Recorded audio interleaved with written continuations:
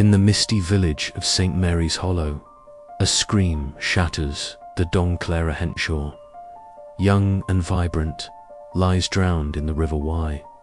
The village points to her lover, Tom Ridley, but whispers of jealousy and secrets swirl. Enter Miss Jane Marple, whose keen eyes unravel a web of envy, pride, and hidden rage. From a broken locket to a burned scarf, every clue leads closer to a shocking truth. A fatal push by the river, born of a sister's desperate loyalty. In 30 seconds, a mystery unfolds. Will you follow the river's truth? Chapter 1. The stillness of the river. The village of St. Mary's Hollow lay cradled in a bend of the River Wye.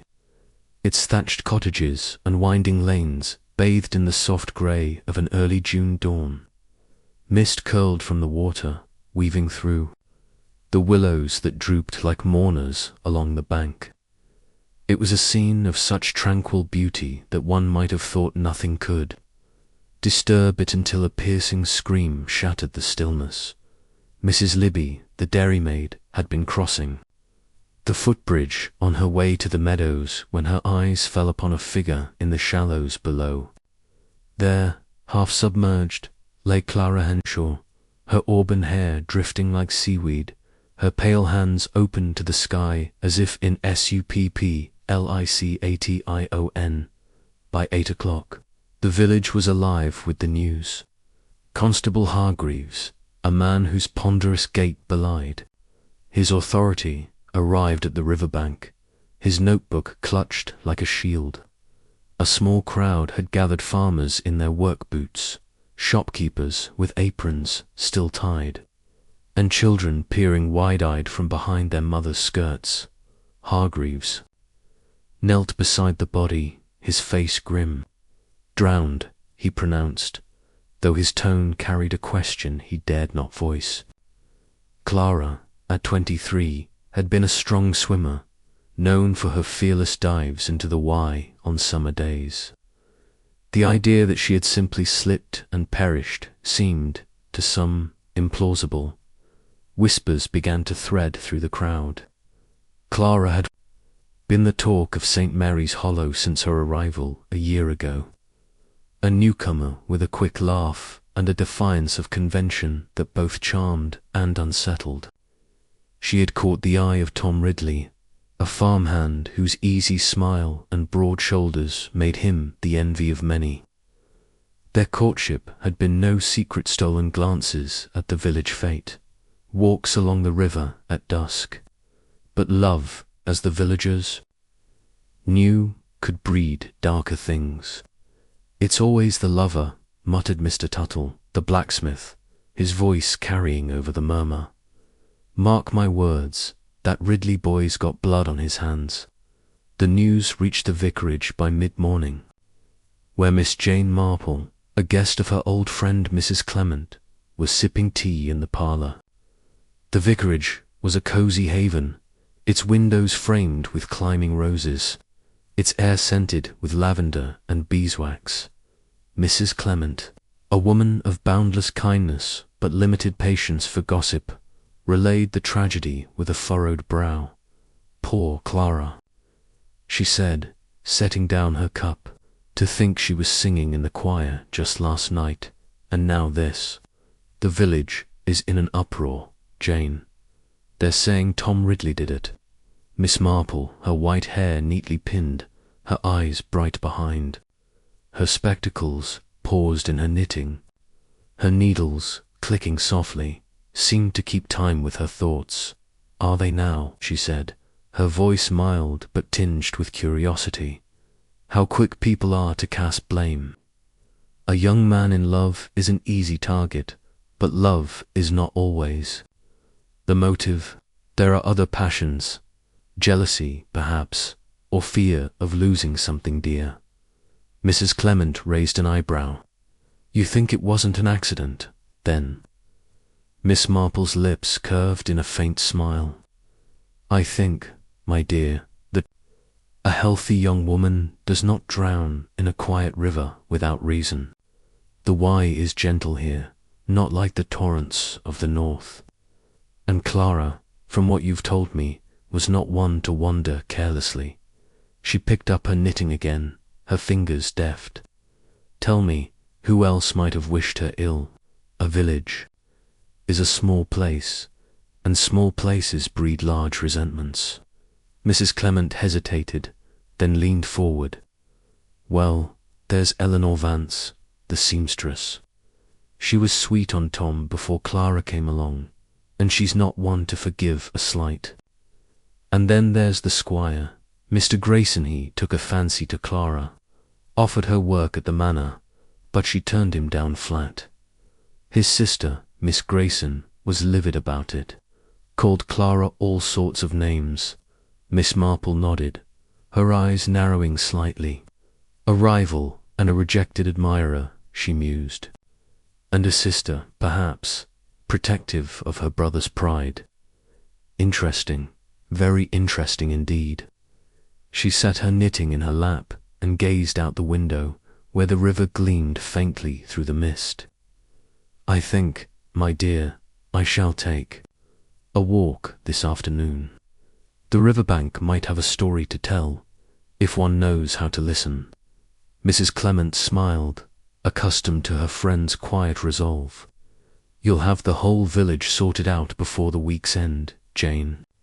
Miss Marple's smile was serene, but her mind was already turning, sifting through the fragments of human nature that lay beneath the tragedy. People, she said softly, almost to herself, are so very predictable, and yet so very surprising. With that, she rose, her shawl draped neatly over her shoulders, ready to step into the heart of St. Mary's Hollow and uncover the truth that lay hidden in its still, deceptive waters. Chapter 2. The Lovers' Alibi. Village Hall of St. Mary's Hollow. A squat stone building, with ivy creeping up its walls, was unaccustomed to such a throng. By late morning, its oak-beamed interior buzzed with the low hum of speculation. As villagers crammed onto benches or leaned against the walls, their faces a mixture of curiosity and suspicion. The air was thick with the scent of damp wool and polished wood, the windows fogged from the collective breath of the crowd. At the front, on a raised platform usually reserved for harvest suppers or amateur theatricals, stood Constable Hargreaves, his broad frame dwarfing the podium. Beside him, looking as though he wished the floor might swallow him, was Tom Ridley, the young farmhand whose name was on every tongue. Tom was a striking figure, even in his distress. His dark hair fell in unruly waves over a brow creased with worry, and his blue eyes, usually bright with mischief, were dulled by the weight of accusation. His workman's shirt, patched at the elbows, clung to his broad shoulders, and his hands calloused from years of labour twisted nervously at his sides. The villagers saw in him both the charm that had won Clara Henshaw's heart and the strength that might have ended her life. "He's got the look of trouble," whispered Mrs. Price, the baker's wife, to her neighbour, her lips pursed. "Always did, that one." Constable Hargreaves cleared his throat, a sound like gravel shifting, and called for silence. "Now, then," he began, his voice booming with an authority he rarely needed to exercise. "We're here to get to the bottom of Miss Clara Henshaw's death. No use speculating till we've facts. Tom Ridley, you've been asked to account for yourself, seeing as you were close to the deceased." He paused, as if the word close carried a weight he was reluctant to lift. "Tell us where you were last night, and mind you speak clear." Tom swallowed, his Adam's apple bobbing. "I ain't done nothing wrong, sir," he said, his voice low but steady. "Last I saw, Clara was after choir practice, round 7 o'clock. She was leaving the church, said she was heading home. I offered to walk her, but she laughed and said she knew the way blindfolded. That was her way, independent-like. His voice caught, and he looked down, as if the memory of her laughter pained him. I didn't see her after that. I went straight to my uncle's farm, up by Blackthorn Lane, had fences to mend, and we worked till near midnight. Hargreaves scribbled in his notebook, his pencil stub wobbling in his thick fingers. Your uncle, that'd be Amos Ridley, he asked. He'll vouch for you, will he?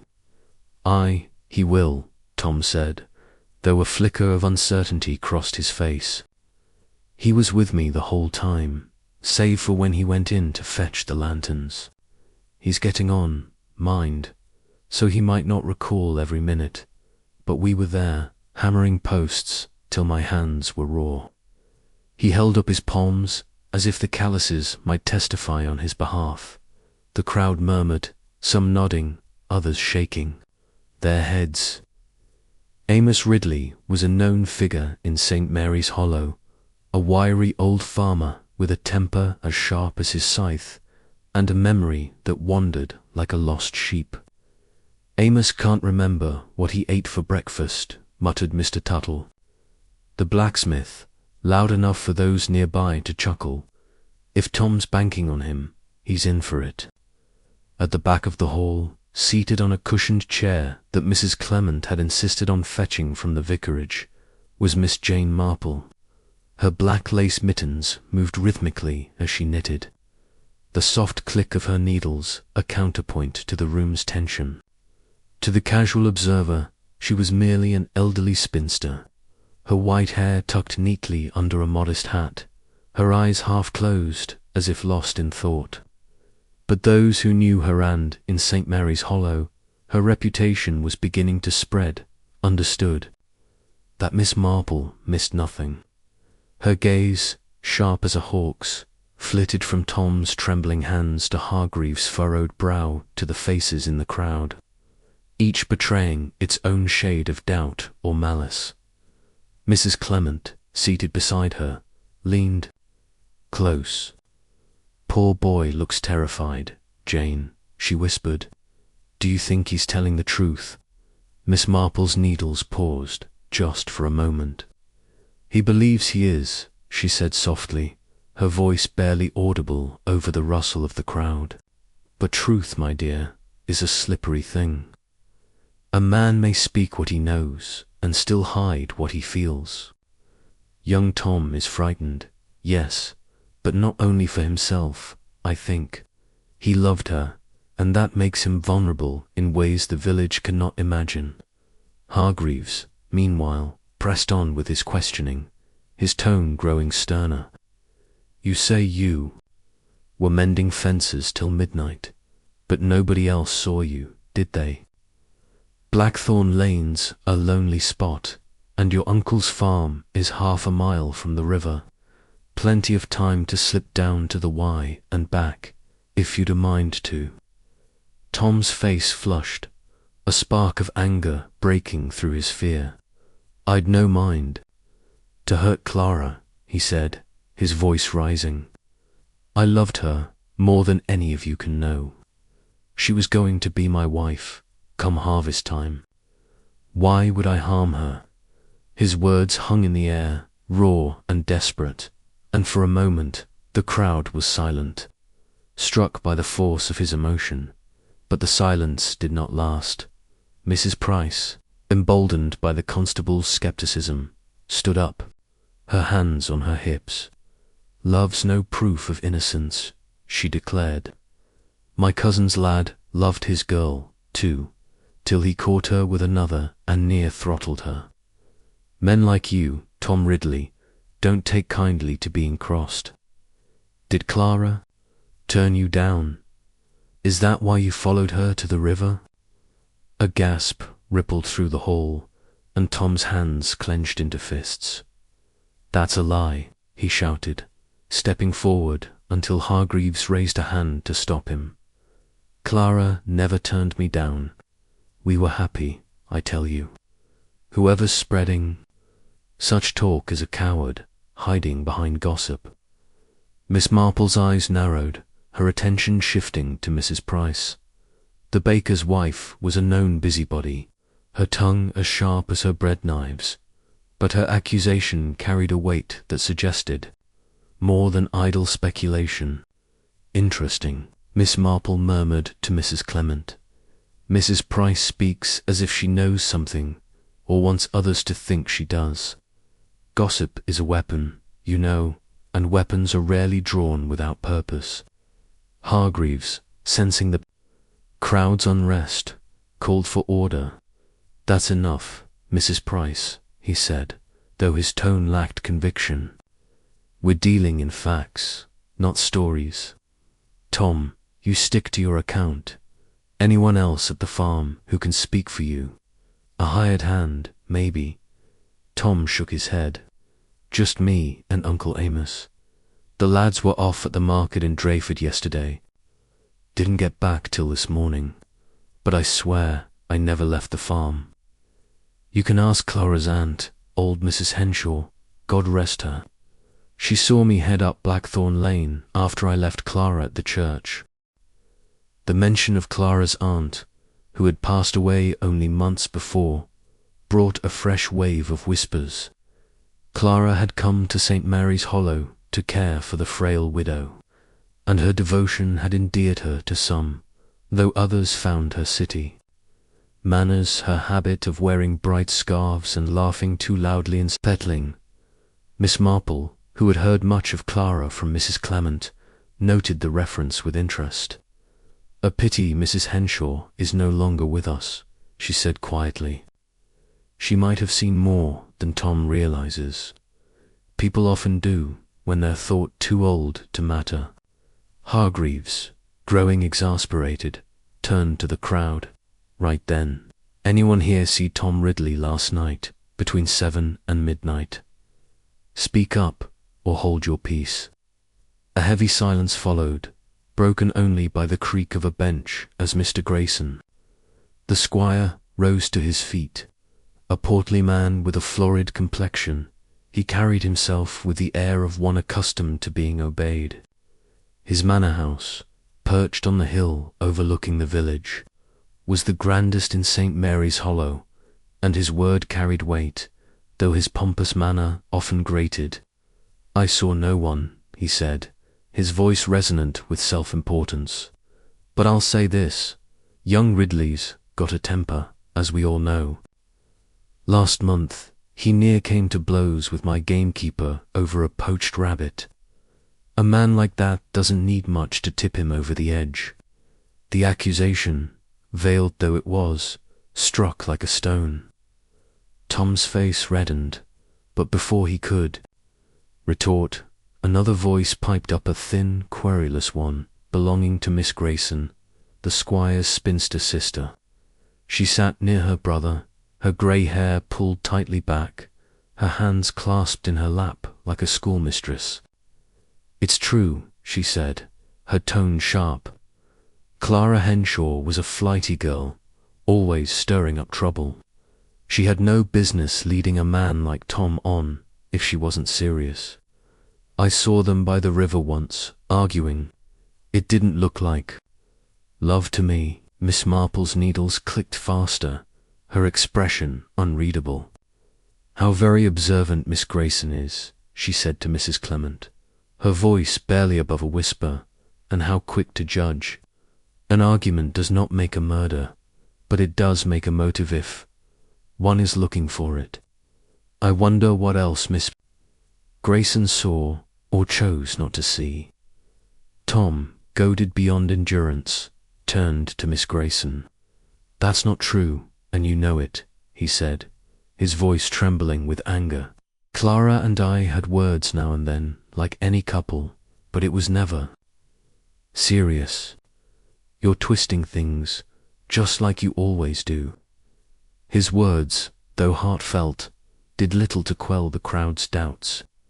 To them, his anger was proof of a volatile nature, his denial a sign of guilt. Hargreaves, sensing the situation slipping from his control, banged his fist on the podium. "Enough," he roared. "Tom Ridley, you'll stay in the village till we've got this sorted. No leaving St. Mary's Hollow, you hear? And the rest of you, go about your business. We'll have more questions tomorrow, once I've spoken to Amos, Ridley, and anyone else who's got something useful to say." The crowd dispersed reluctantly, their voices rising in a chorus of speculation as they spilled onto the cobbled street. Tom lingered, his shoulders slumped, until Hargreaves ushered him out with a gruff word. Miss Marple, gathering her knitting, rose with a grace that belied her years. "Come, my dear," she said to Mrs. Clement. "I think a cup of tea at the vicarage is in order, and perhaps a word with young Tom, if he can be persuaded to talk." As they stepped into the sunlight, Mrs. Clement glanced at her friend. "You don't think he did it, do you, Jane?" Miss Marple's eyes twinkled, though her expression remained serene. "I think, my dear, that Tom Ridley is a young man in love, and love makes fools of us all, but murder, that requires a different kind of passion, one that hides in plain sight, waiting for someone to notice. And I intend to notice." They walked on, the river glinting in the distance, its calm surface belying the secrets it held. Miss Marple's mind was already at work, piecing together the fragments of the morning's drama, the squire's veiled accusation, Miss Grayson's sharp words, Mrs. Price's pointed gossip, and Tom's desperate defense. Somewhere, in the tangle of human frailties, lay the truth about Clara Henshaw's death. And Miss Marple, with her quiet persistence, was determined to find it. Chapter 3. The Rival's Shadow. The afternoon sun cast long shadows over St. Mary's Hollow, gilding the cobblestone paths and softening the stark outlines of the village's stone cottages. Yet, beneath this serene veneer, a restless undercurrent pulsed, fed by the morning's events in the village hall. Clara Henshaw's death had cracked open the placid surface of village life, exposing rivalries and resentments that had simmered unseen. By luncheon, the name of Eleanor Vance, the sharp-tongued seamstress, was whispered as often as Tom Ridley's, her past with the young farmhand fueling speculation. It was to Eleanor's modest cottage, tucked at the edge of the village green, that Miss Jane Marple directed her steps after a quiet meal at the Vicarage. The cottage was a neat affair, its whitewashed walls half hidden by climbing roses, its windows adorned with crisp muslin curtains, a small sign, E. Vance, seamstress, hung above the door, swaying gently in the breeze. To the casual passer-by, it was a picture of domestic order, but Miss Marple, with her keen eye for the unspoken, noted the faint scent of smoke lingering in the air and the freshly turned earth in the garden, where a pile of ashes lay partially concealed by a rosebush. She paused, her black lace mittens clasped before her, and considered the scene. Curious, she murmured to herself how the smallest acts betray the largest fears. Inside the vicarage, over a meal of cold ham and chutney, Mrs. Clement had shared what she knew of Eleanor. The seamstress, nearing 30, was a woman of striking features, high cheekbones, dark eyes that flashed with quick emotion, but her disposition was less admired. "She's clever with a needle," Mrs. Clement had said, "but her tongue is sharper than her shears. She was thick with Tom Ridley 2 summers ago, before Clara came to the village. Everyone thought they'd marry, until Clara caught his eye. Eleanor's not forgiven either of them, I'd wager." Miss Marple, sipping her tea, had nodded thoughtfully. "A woman scorned," she said, "is a force to be reckoned with. But scorn, like jealousy, is a fire that burns both ways. I should like to meet Miss Vance and see what her eyes tell us." Now, as she approached the cottage, Miss Marple's step was light but purposeful, her shawl draped neatly over her shoulders. she knocked, a gentle tap that belied the weight of her intent. The door opened swiftly, revealing Eleanor Vance herself. Her dark hair pulled back in a severe bun, her apron stained with threads of blue and crimson. Her expression, at first expectant, hardened at the sight of the elderly visitor. "Miss Marple," she said, her voice clipped. "Mrs. Clement mentioned you were staying at the vicarage. What brings you here?" Miss Marple's smile was disarming, her eyes crinkling with a warmth that invited trust. "Good afternoon, Miss Vance," she said. "I was passing by and couldn't help but admire your roses. I thought, too, that you might be kind enough to look at a shawl of mine. It's dreadfully frayed, and Mrs. Clement speaks so highly of your skill." Eleanor hesitated, her fingers tightening on the doorframe, but the flattery softened her guard. "Come in then," she said, stepping aside. "I've work enough, but I can spare a moment." The parlour was small but meticulously ordered, its walls lined with shelves of fabric bolts and spools of thread. A sewing machine sat by the window, its pedal worn from years of use, and a half-finished dress hung on a mannequin, its hem pinned with precision. Miss Marple settled into a chair, her knitting bag at her feet, and produced a delicate shawl, its edges indeed frayed. "Such a pity," she said, handing it to Eleanor. "It was a gift from my niece, and I'm loath to see it ruined." Eleanor took the shawl, her movements brisk, and examined it with a professional eye. "It's fine work," she said grudgingly. "I can mend it, but it'll take time. I'm not short of orders, you know." Her tone carried a hint of pride, but also a defensiveness that Miss Marple noted. "Of course," Miss Marple said, her voice soothing. "A village like this must keep you busy with all the weddings and christenings. And such a tragedy now, with poor Miss Henshaw. It must weigh heavily on everyone." Eleanor's needle paused, her lips thinning. "It's a shock, I suppose," she said, her eyes fixed on the shawl. But Clara Henshaw wasn't one to make friends easily. She had a way of stirring things up. Miss Marple's needles clicked softly, a steady rhythm that seemed to invite confidences. "So I've heard," she said. "She was a newcomer, wasn't she? It's hard to find one's place in a village, especially when young and spirited. I understand you knew her well." Eleanor's gaze flicked up, sharp and wary. "Not well," she said quickly. "We spoke now and then, at church or the market. She wasn't the sort to confide in anyone, least of all me." "But you saw her often, I imagine," Miss Marple pressed gently. "Mrs. Clement mentioned an argument by the river, about a shawl, I believe. Such trifles can seem so important." At the time, Eleanor's face flushed, and she stabbed the needle into the fabric with unnecessary force. "It was nothing," she said.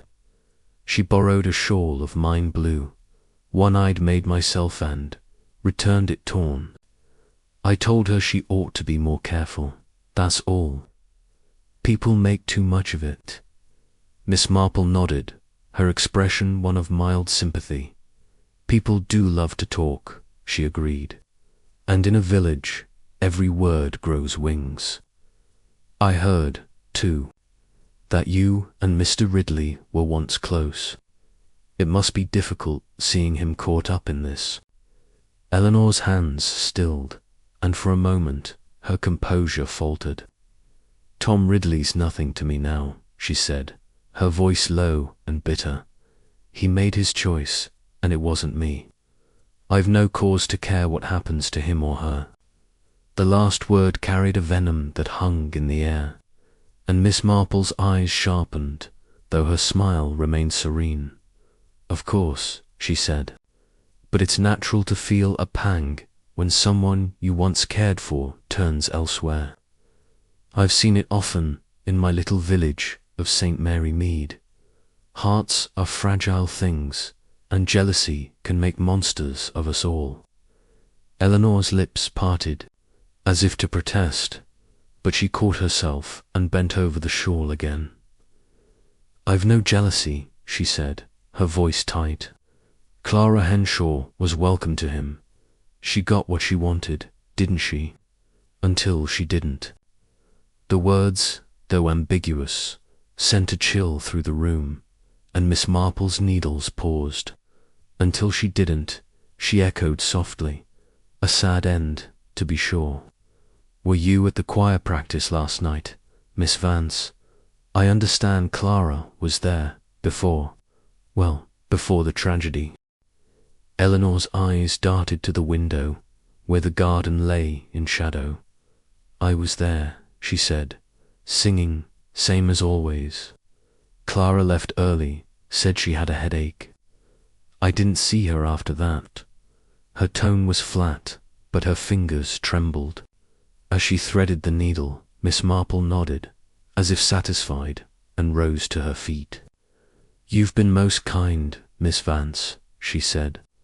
"I'll leave the shawl with you and call again in a day or two. And do take care of those roses there, quite splendid, though I dare say the smoke from your garden fire might trouble them." Eleanor froze, her face paling. "Smoke," she said, her voice barely above a whisper. "It was just old scraps, nothing more. I burn them often to clear the garden." "Of course," Miss Marple said, her tone as mild as ever. "Gardens do need tending. Good day, Miss Vance." With a nod, she stepped into the sunlight, her mind already turning over the seamstress's words and silences. As she walked back toward the vicarage, Miss Marple detoured past the village green, where a group of children played near the duck. Ponted among them was young Molly, the postman's daughter, who had a knack for noticing what others overlooked. Miss Marple paused, offering the girl a peppermint from her reticule. "Molly, my dear," she said, "you're often about the village, aren't you? Did you happen to see Miss Vance in her garden yesterday, perhaps burning something?" Molly's eyes widened, delighted to be consulted. "Oh yes, miss," she said, popping the peppermint into her mouth. "She was burning a great pile, late in the day. I saw it from the lanes, smelled awful, like wool, and there was a bit of blue cloth, like a scarf, sticking out. I thought it odd, her burning good fabric." Miss Marple's smile was warm, but her mind was racing. "Very odd indeed," she said. "Thank you, Molly. Mind, you don't tell tales, now." She patted the girl's head and continued on, her step brisk despite the warmth of the day. At the vicarage, Mrs. Clement was in the parlour, arranging roses in a vase. "Well, Jane," she said, looking up, "did you find Miss Vance as prickly as they say?" Miss Marple settled into a chair, her knitting bag at her side. "Prickly, yes," she said, "and guarded, which is often more telling. She admits to a quarrel with Clara, but calls it trifling. And she claims no feeling for Tom Ridley, though her eyes say otherwise.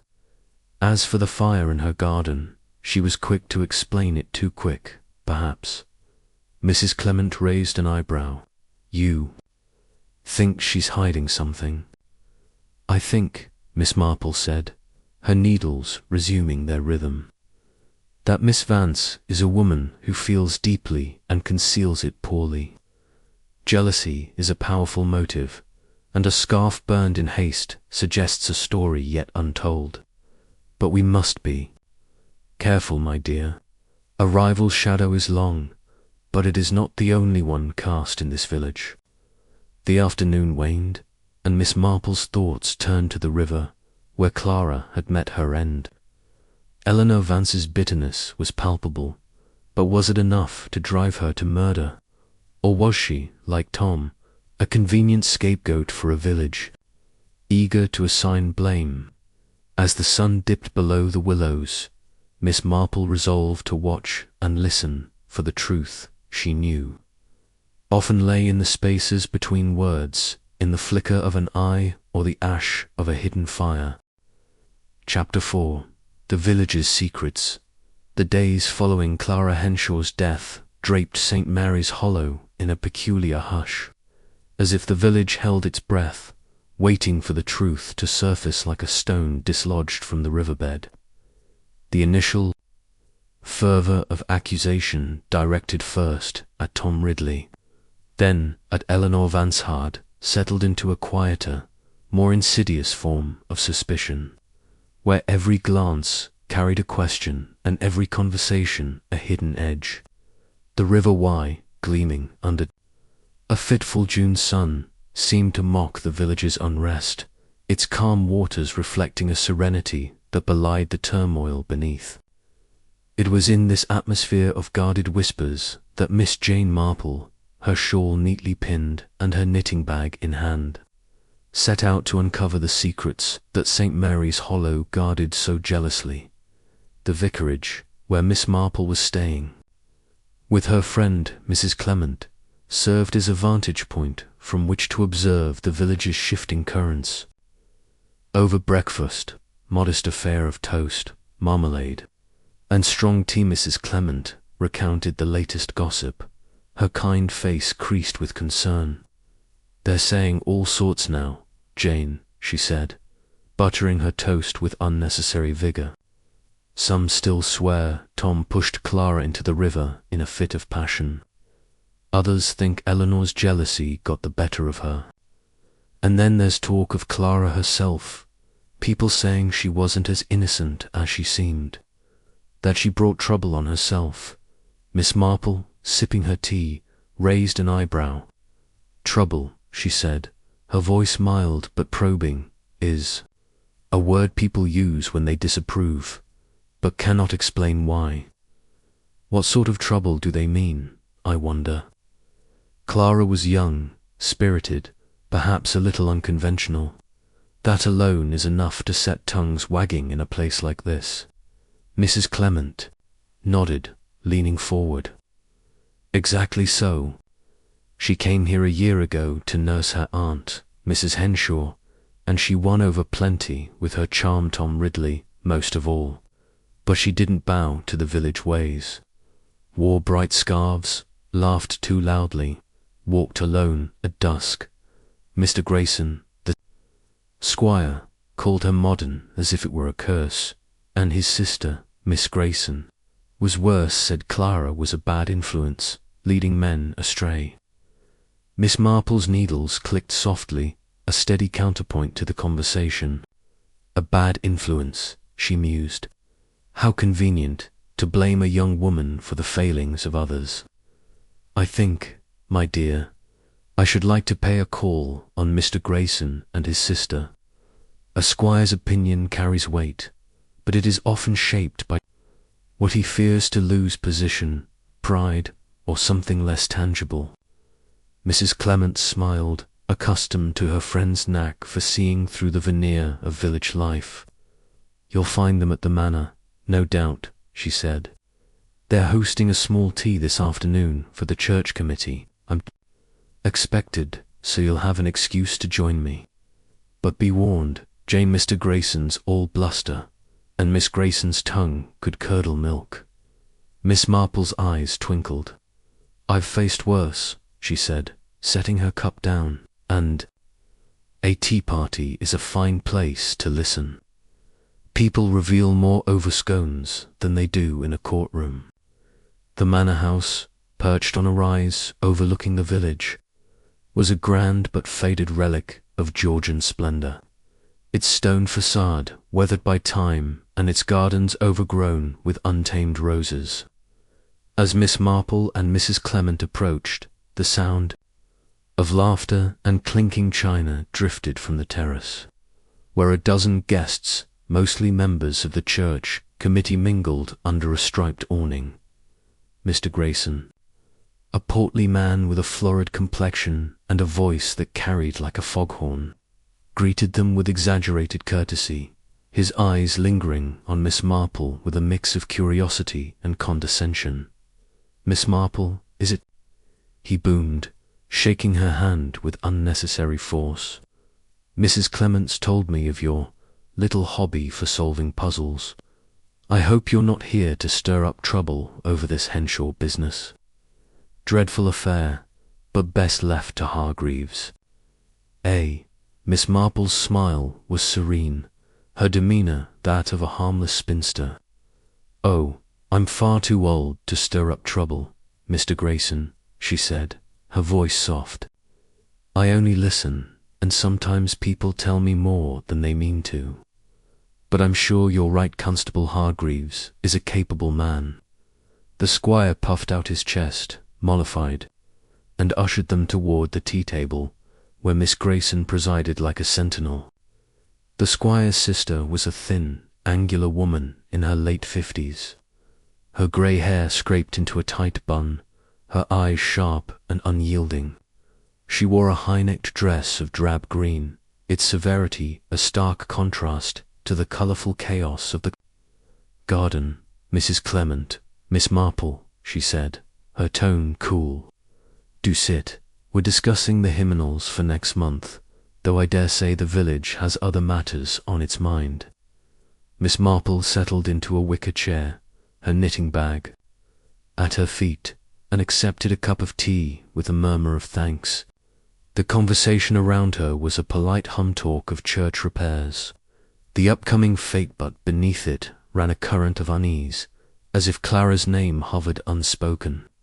Miss Marple, with her knack for steering talk to her purpose, waited for an opening. It came when Mrs. Dobbs, the choir mistress, lamented the loss of Clara's soprano voice.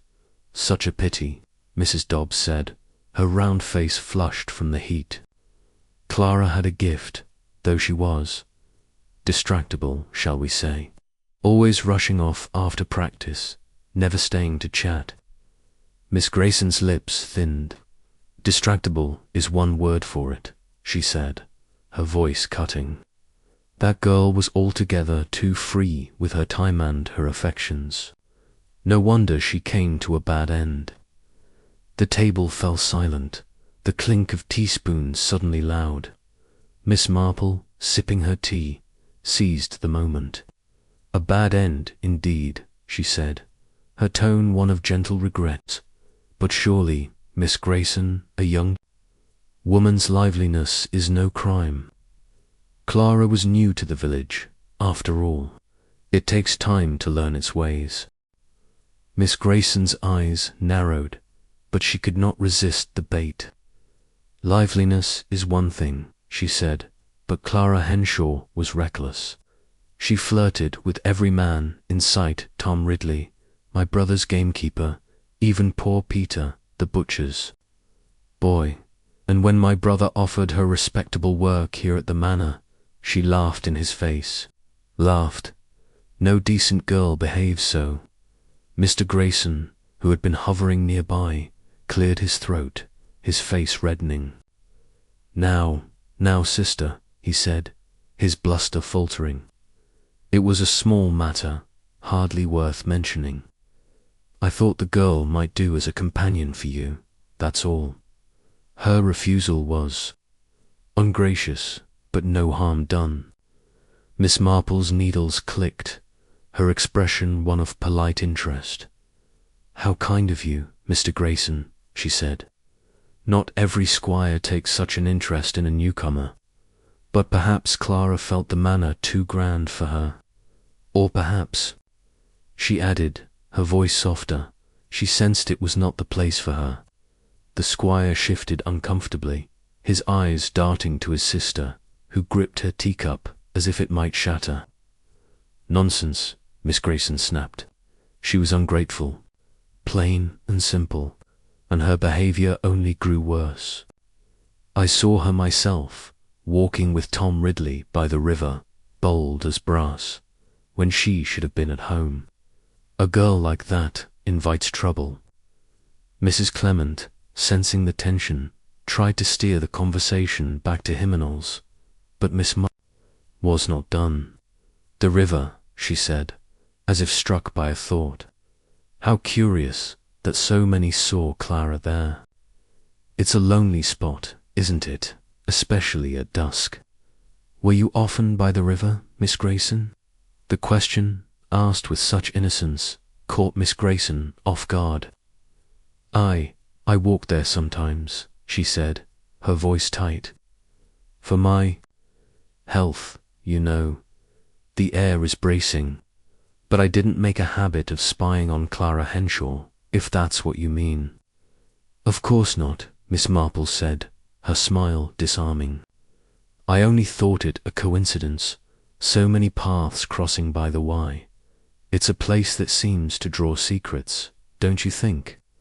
The squire coughed, eager to change the subject, and launched into a monologue about the manor's history, but Miss Marple's attention remained on Miss Grayson. The spinster's hands trembled slightly as she poured more tea, and her eyes avoided Miss Marple's gaze. A woman who guards her brother's pride so fiercely, Miss Marple thought, might guard other things as well. As the tea party wound down, Miss Marple excused herself to stroll the manor grounds, ostensibly to admire the roses. The gardens, though neglected, were a maze of paths and hidden corners, and she wandered with purpose, her eyes scanning the earth for anything out of place. Near a crumbling stone bench, she paused, her gaze caught by a faint indentation in the grasser mark that might have been a footprint, though the recent rain had blurred its edges. It was too vague to be certain, but Miss Marple filed it away, her mind turning to the manor's proximity to the river, a mere 10-minute walk down the hill. Returning to the vicarage, Miss Marple found Mrs. Clement in the parlour, sorting parish records. Well, Jane, Mrs. Clement said, looking up, did you find the manor as stuffy as I warned? Miss Marple settled into a chair, her knitting resuming its rhythm. Stuffy, yes, she said, and revealing, Mr. Grayson is a man who likes to be admired, and Clara's refusal stung his pride. His sister, I think, felt it even more keenly. She speaks of Clara with such venom, as if the girl threatened more than decorum. Mrs. Clement frowned. You think Miss Grayson had something to do with it? I think, Miss Marple said, her voice low, that Miss Grayson is a woman who sees the world through her brother's eyes, and any slight to him is a wound to her. But whether that wound led to murder, I cannot yet say. The village is full of secrets, my dear Clara's independence, Tom's devotion, Eleanor's jealousy, the squire's wounded pride. They are like threads in a tapestry, and I must find the pattern. That evening, as the village settled into twilight, Miss Marple took a walk along the river, her shawl drawn close against the cooling air. The Y was calm, its surface unbroken, save for the occasional ripple of a fish. She stood where Clara's body had been found, her eyes tracing the bank, the reeds, the path that led to the manor and beyond. Secrets, she murmured, are like rivers. They flow quietly, but they always leave a trace. Back at the vicarage, she sat by the fire, her knitting in her lap, and thought of St. Mary Mead, where similar dramas had unfolded, masked as propriety, passions hidden behind closed doors. St. Mary's Hollow was no different, its secrets woven into the fabric of daily life. Clara Henshaw had tugged at those threads, and someone, Miss Marple was certain, had cut them too. Keep the tapestry intact. The question was who and why.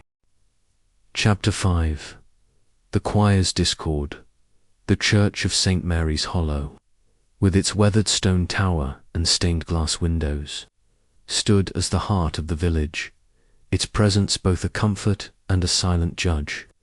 On the evening of the weekly choir practice, the air within its ancient walls was thick with the scent of wax and old hymnals, the pews bathed in the soft glow of candlelight. The tragedy of Clara Henshaw's death, now 3 days past, had cast a pall over the village, and the choir where Clara had spent her final hours had become a focal point of curiosity and suspicion. Miss Jane Marple, her shawl draped neatly over her shoulders, slipped into the church just as the singers began to gather, her presence as unassuming as a shadow. To the villagers, she was merely Mrs. Clement's elderly friend, a visitor with a penchant for knitting and polite conversation, but her keen eyes missed nothing, and her mind was already sifting through the tangled threads of St. Mary's Hollow secrets. The choir loft, perched at the rear of the nave, was a cramped space, its wooden benches worn smooth by generations of singers. Mrs. Dobbs, the choir mistress, presided with the authority of a schoolmarm, her plump figure swathed in a navy dress, her pince-nez glinting as she waved her baton. "Come along, now," she called, her voice sharp but strained. "We're here to sing, not to gossip. Let's have a bide with me, and mind your pitch." The singers, a mix of young and old, men and women, shuffled into place, their hymnals open, but their glances darted nervously, as if Clara's absence were a presence in itself. Miss Marple settled into a pew near the loft, her knitting bag at her side, her needles clicking softly as she observed the scene. The choir was a microcosm of the village. There was young Peter, the butcher's son, his freckled face flushed with unease. Mrs. Price, the baker's wife, her lips pursed in disapproval. Eleanor Vance, her dark eyes fixed on her hymnal with forced concentration, and Mr. Tuttle, the blacksmith, whose deep bass rumbled like distant thunder. Each, Miss Marple knew, carried their own burdens, grudges, loyalties, secrets that might shed light on Clara's fate as the choir began to sing. Their voices rising in uneven harmony, Miss Marple's thoughts turned to Mrs. Clement's account of Clara's last evening. The young woman had been at practice, her soprano voice a standout, but she had seemed distracted, leaving abruptly after a whispered exchange in the vestry. No one had admitted to speaking with her, and the vestry, a small room off the chancel, used for storing robes and sheet music, had yielded no clues when Constable Hargreaves searched it. Yet Miss Marple, with her knack for seeing what others overlooked, sensed that the choir held answers, if only she could find the right question. Mrs. Dobbs, her baton slicing the air, halted the singing with a grimace. "Peter, you're flat." Again she snapped. "And Eleanor, you're rushing the tempo. We're not racing to the finish. Let's try it once more, and do try to focus." Her words, though directed at the singers, carried a broader reprimand, as if she resented the intrusion of Clara's death into her domain. Miss Marple, her needles pausing, leaned toward Mrs. Clement, who had joined her in the pew. "Mrs. Dobbs seems out of sorts," she whispered. "Is she always so severe, or has Clara's death unsettled her?" Mrs. Clement sighed, keeping her voice low. "She's always strict, Jane, but she's been worse since Clara died. She liked Clara's voice, said it was the best. Soprano we'd had in years, but she didn't approve of her ways. Called her flighty, too fond of attention. I think she feels guilty now for being so hard on her." Miss Marple nodded, her eyes on the choir mistress. "Guilt," she murmured, "is a powerful thing. It can make people sharp or silent, or both. I wonder what Mrs. Dobbs saw that night, or chose not to see." As the practice continued, Miss Marple's gaze shifted to the singers, each revealing something in their posture or expression. Peter, barely 18, sang with his head bowed, his hands fidgeting as if he longed to flee. Eleanor, though her voice was clear, gripped her hymnal tightly, her knuckles white. Mrs. Price sang with a self-righteous vigour, her eyes darting to Eleanor as if expecting her to falter. Mr. Tuttle, meanwhile, seemed detached, his thoughts elsewhere, perhaps on his forge or his own troubles. Miss Marple, with her years of observing human nature in St. Mary Mead, knew that a choir was more than a collection of voices. It was a stage for rivalries, alliances, and unspoken truths. When the practice ended, the singers dispersed, some lingering to chat, others hurrying into the cool evening air. Miss Marple, with Mrs. Clement's arm linked through hers, approached Mrs. Dobbs, who was stacking hymnals with brisk efficiency. "A fine practice, Mrs. Dobbs," Miss Marple said, her voice warm. "You have a gift for bringing harmony out of chaos. It must be a challenge, with so many voices to manage." Mrs. Dobbs softened slightly, though her eyes remained wary. "It's work, Miss Marple," she said, adjusting her pince-nez.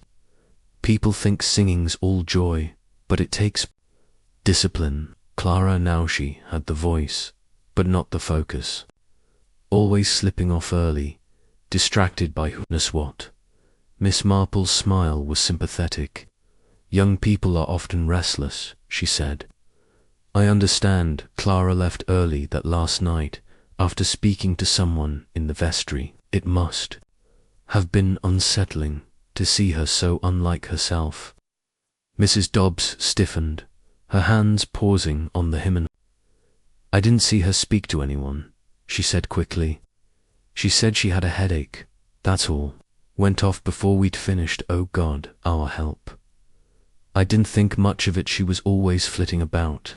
Her tone was dismissive, but her eyes flickered with unease, and Miss Marple noted it. "Of course," Miss Marple said, her voice soothing. "It's easy to miss things in the bustle of a practice, but a choir mistress sees more than most, I imagine." Did Clara seem troubled, perhaps, or anxious? Mrs. Dobbs hesitated, then shook her head. She was her usual self, too lively, if anything. I had to remind her to keep her voice down during the breaks. She was laughing with Peter, teasing him about something, and it set my nerves on edge. But troubled? No, I'd not say that. Miss Marple's needles resumed their rhythm, though her eyes remained on Mrs. Dobbs. "Poor Peter," she said. "He seems a shy boy, easily flustered. Clara's teasing must have embarrassed him." Mrs. Dobbs snorted, a sound of exasperation. "Peter's a fool for a pretty face," she said. "He followed Clara about like a puppy, blushing every time she spoke to him. I told him to mind his singing, not her smiles, but boys that age don't listen." She turned back to her hymnals, signalling the conversation's end.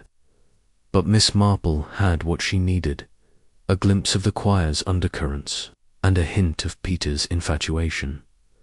As they left the church, Miss Marple steered Mrs. Clement toward the vestry, a small room cluttered with robes, candlesticks, and stacks of sheet music.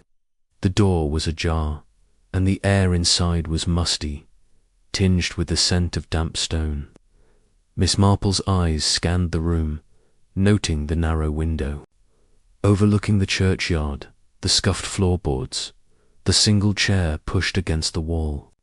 "A private place," she said softly, "for a private word.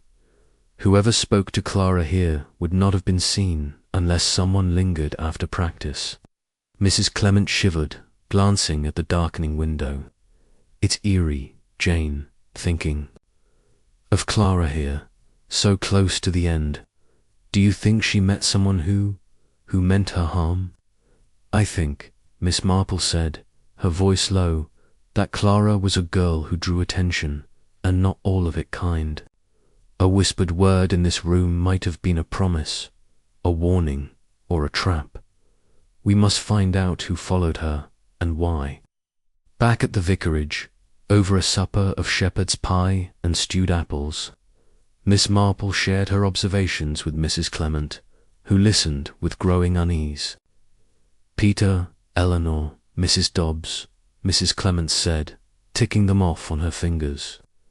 They all knew Clara, and they were all there that night. But who would have reason to hurt her? Miss Marple's eyes gleamed in the firelight, her needles clicking steadily. Reason, she said, is often a matter of perspective. Peter's infatuation might have made him desperate or foolish. Eleanor's jealousy could have turned to rage. And Mrs. Dobbs, with her rigid sense of propriety, might have seen Clara as a threat to her orderly world. But we must also consider others, the squire, with his wounded pride, his sister, with her fierce loyalty, even Mrs. Price, whose gossip cuts like a knife. A choir, my dear, is a fine place for harmony, but it is also a stage for discord. Next morning, Miss Marple resolved to speak with Peter, whose nervous demeanour at the practice had caught her attention. She found him at the butcher's shop, sweeping the floor while his father carved chops behind the counter. Peter, his freckles stark against his pale skin, started at her approach, his broom clattering to the floor. Miss Marple," he stammered, "what brings you here?" Miss Marple's smile was kind, her tone that of a favourite aunt. "Just a bit of shopping, Peter," she said, "and a chance to chat. Mrs. Clement tells me you're a fine singer, though you seemed a little distracted. Last night, is everything all right?" Peter's eyes darted to his father, who was engrossed in his work, and he lowered his voice. "I'm fine, miss," he said, though his hands trembled. "It's just Clara, you know. It's hard, her being gone." "Of course," Miss Marple said, her voice gentle. "She was a bright girl, wasn't she? I hear she teased you at practice, made you laugh. It must have been a comfort having her there." Peter's face flushed, and he looked away. "She was kind, miss," he said. "Always joking, making light of things. But that night she wasn't herself. She was quiet, like something was on her mind. I saw her go into the vestry, and I thought maybe she was meeting someone, but I didn't stay to see." Miss Marple's eyes sharpened, though her smile remained. "Meeting someone," she said. "How interesting. Did you see anyone else near?" "The vestry, Peter. It's a small thing, but it might help Constable Hargreaves." Peter shook his head, his voice barely audible. "I didn't, miss. I left right after, to get home for supper, but I wish I'd stayed. Maybe I could have helped her." His voice broke, and he turned back to his sweeping, his shoulders hunched. Miss Marple patted his arm, her touch light but reassuring. "You mustn't blame yourself, Peter," she said. "The truth has a way of coming out, if we give it time." She left the shop, her mind turning over Peter's words. His affection for Clara was clear, but so was his fear of what she could not yet say. That afternoon, Miss Marple returned to the church, this time alone, to examine the vestry more closely. The room was as she had left it, its contents undisturbed, but she knelt by the window, her eyes tracing the sill. There, caught in a splinter of wood, was a single thread blue, like the scarf Eleanor had burned. It was a small thing, easily overlooked, but to Miss Marple it was a whisper of intent. Someone was here, she thought, and they were not careful. As she walked back to the vicarage, the village seemed to close ranks around its secrets. The faces she passed guarded and wary. Clara's death had stirred something primal, a fear of exposure that made every villager a suspect. Miss Marple, with her quiet persistence, knew she was close to a truth, perhaps not the whole of it, but a piece that would lead her further. The choir's discord, she sensed, was but a note in a larger symphony, and she would not rest until she had heard it all. Chapter 6. The River's Evidence. The morning mist hung low over St. Mary's Hollow, cloaking the River Wye in a veil of silver that softened the village's edges and lent an air of mystery to its quiet lanes. For days had passed since Clara Henshaw's body was found in the river's shallows, and the initial shock had given way to a restless unease, as if the village sensed that the truth, like the current, was moving just beneath the surface. Miss Jane Marple, her black-laced mittens tucked into her reticule and her shawl drawn against the damp, set out with Mrs. Clement to visit the riverbank where Clara had met her end.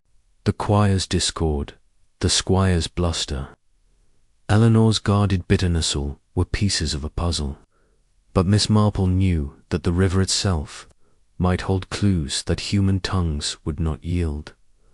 The path to the river wound past the church and through a copse of willows, their branches trailing like mourners' veils. The air was heavy with the scent of wet earth and wild mint, and the distant bleating of sheep carried from the meadows beyond. Mrs. Clement, her sensible boots sinking slightly into the soft ground, glanced at her friend with a mixture of curiosity and apprehension. "I don't know what you expect to find, Jane," she said, her voice low. "Constable Hargreaves has been over this spot a dozen times. He says it's just a tragic accident, though the village won't have it." Miss Marple's eyes, bright behind her spectacles, scanned the path ahead.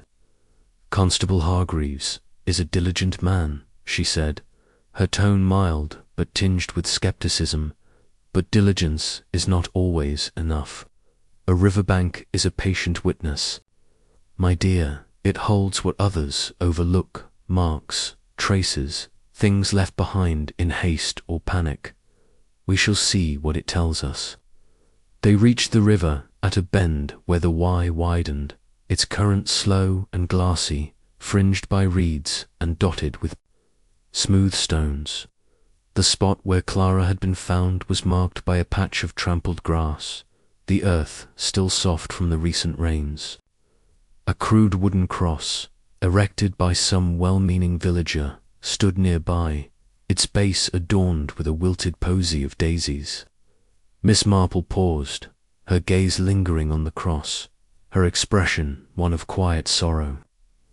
"Poor child," she murmured, "to end here, so far from home. But endings, I find, often point to beginnings." Mrs. Clement, shivering despite the mild air, gestured to the bank. "It was here, Jane, just by those reeds." Mrs. Libby found her at dawn, half in the water, her hair all tangled. "Hargreaves says she must have slipped, hit her head perhaps, and drowned before she could rise." Miss Marple nodded, but her attention was on the ground where the grass was matted and the earth bore faint impressions, footprints. Perhaps, though the rain had blurred their edges.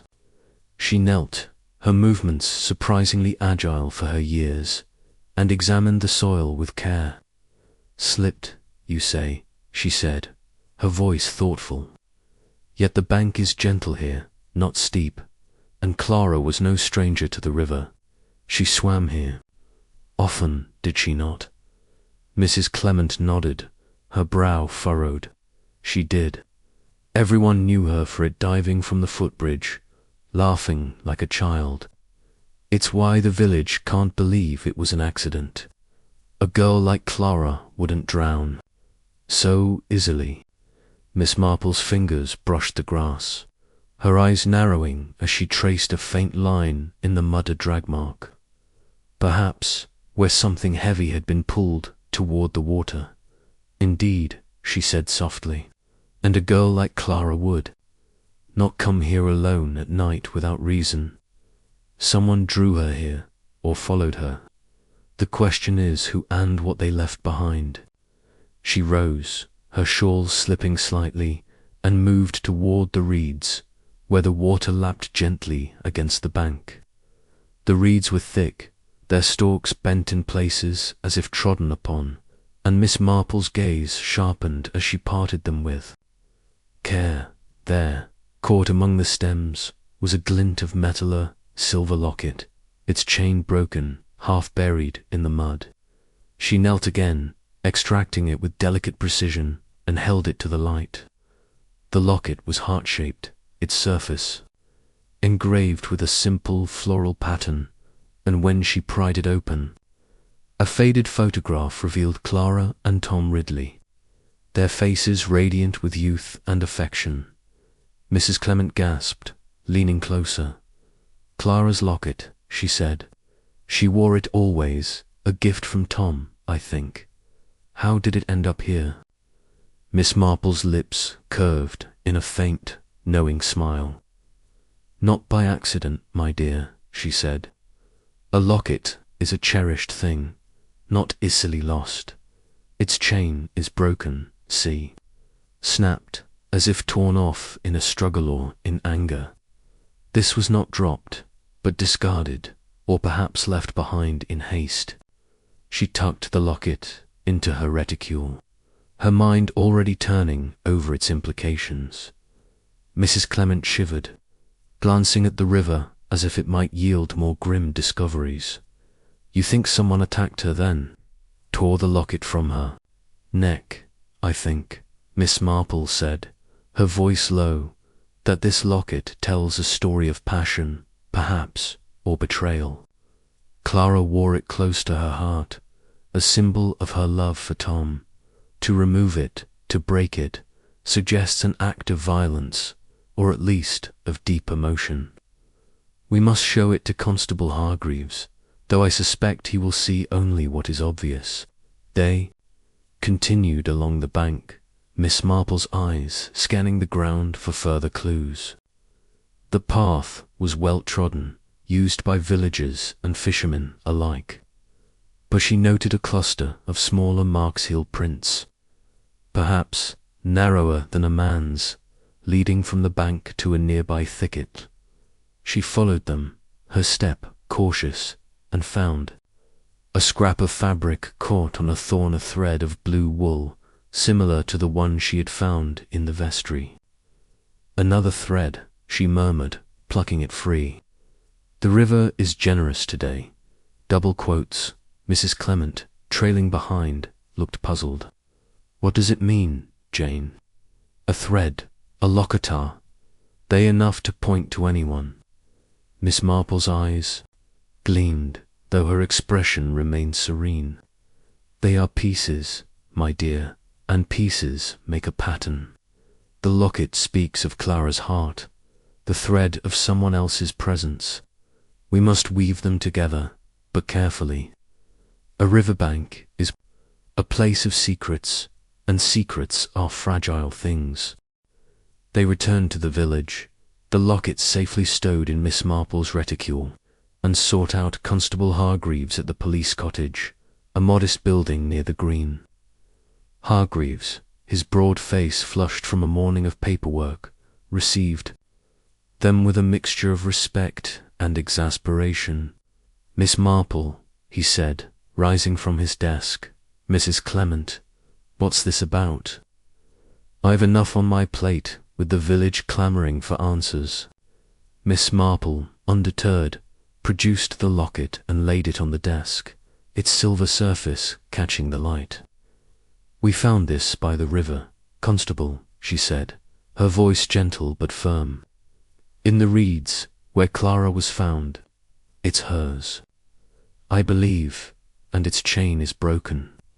A curious thing, don't you think, for a girl to lose something so dear?"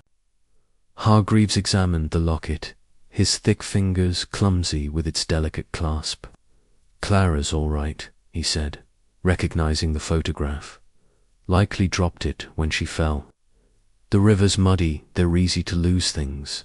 His tone was dismissive, but his eyes lingered on the broken chain. A flicker of doubt crossing his face, Miss Marple's smile was patient, as if explaining a simple truth to a child. Dropped, perhaps, she said, but not easily. A locket is worn. Close, fastened securely. To lose it, to break it, suggests more than a fall.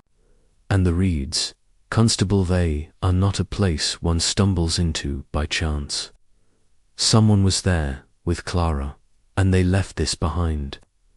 Hargreaves frowned, his skepticism warring with her quiet certainty. You're suggesting foul play, miss Marple, he said. I've no evidence of that, save the villagers' gossip. Tom Ridley's alibi holds, for now, and Eleanor Vance swears she never saw Clara after choir. This locket's a sad thing, but it don't prove murder. Miss Marple nodded, as if conceding the point, though her eyes told a different story.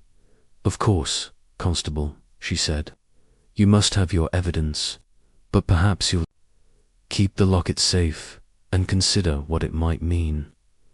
A woman does not part with her heart lightly, nor does a river yield its secrets without cause.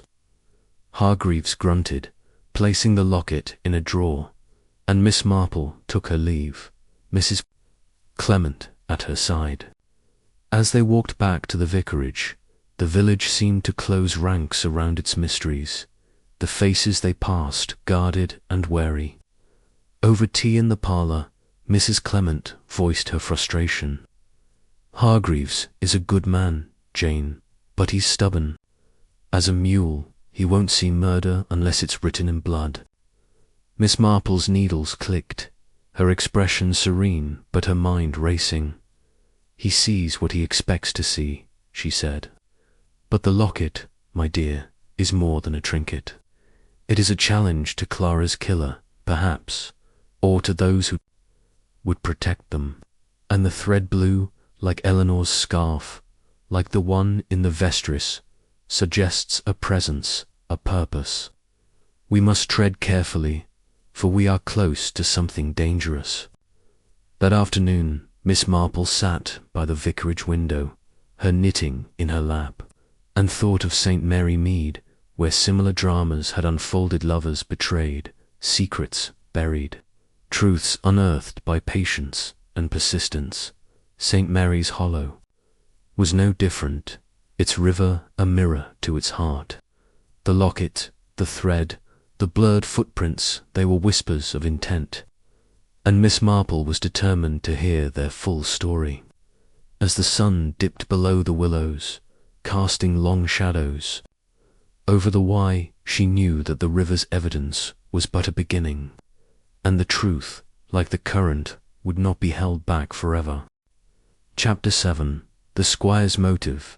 The 5th day since Clara Henshaw's tragic end dawned crisp and clear in St. Mary's Hollow, the river Wye sparkling under a sky unmarred by clouds. Yet, beneath this veneer of tranquillity, the village simmered. With unease, its inhabitants caught in a web of suspicion that tightened with each passing hour. The discovery of Clara's locket, its chain broken and nestled among the river's reeds, had stirred fresh whispers, and Miss Jane Marple, with her unassuming air and piercing insight, sensed that the truth was drawing nearer, like a shadow, lengthening at dusk. Her morning had been spent in quiet reflection at the vicarage, her knitting needles clicking as she turned over the fragments of the case to choir's tensions, Eleanor's guarded bitterness, the locket's mute testimony. But her thoughts kept returning to the manor house, where Mr. Grayson, the squire, and his sister, Miss Grayson, held sway over the village's social order. Their disapproval of Clara, voiced so sharply at the manor's tea party, suggested motives deeper than mere propriety, and Miss Marple resolved to probe further. Mrs. Clement, ever her ally, provided the opportunity. The Graysons have invited us to luncheon today, she announced over breakfast, her tone laced with wry amusement.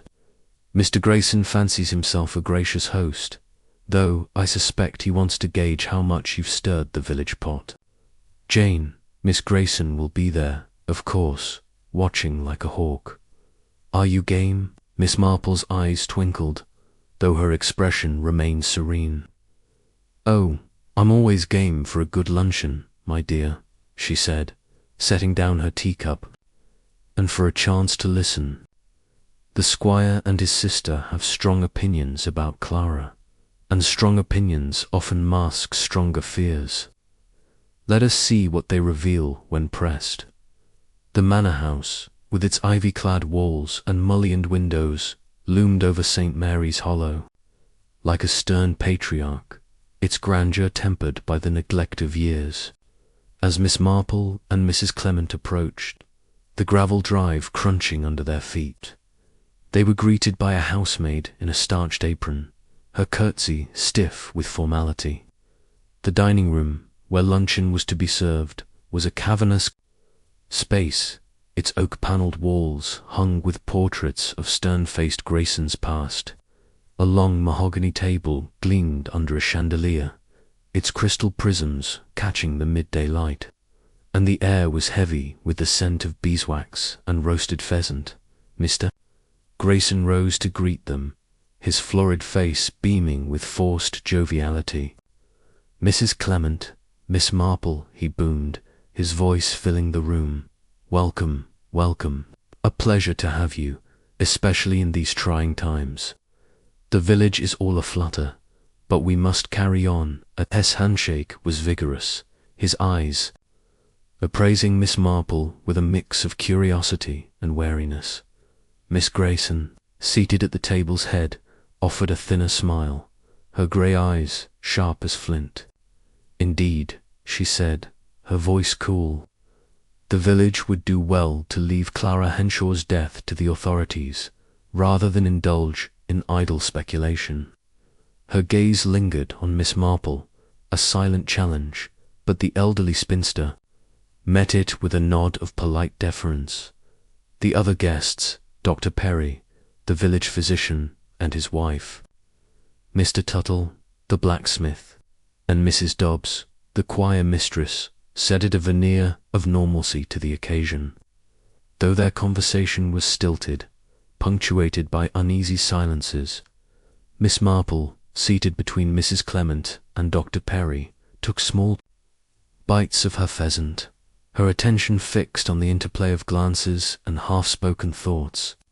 The squire, she noted, dominated the table, his anecdotes about hunting and manor repairs delivered with a pomposity that bordered on caricature.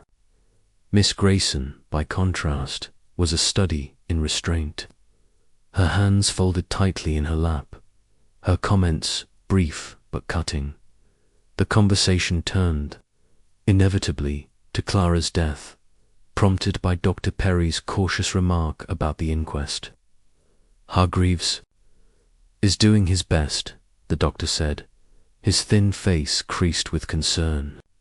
But there's little to go on, save the locket Miss Marple found.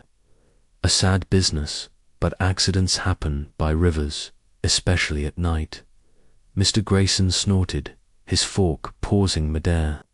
Accident, you say? I'd not be so sure, Perry. That girl was trouble, always wandering where she shouldn't. I warned her, you know, when she first came to the village, offered her work here, respectable work, but she threw it back in my face. Ungrateful, that's what she was. Miss Needles, tucked into her bag, would have clicked had they been in her hands, but her voice was soft as she seized the opening. How generous of you, Mr. Grayson, she said, her tone one of gentle admiration.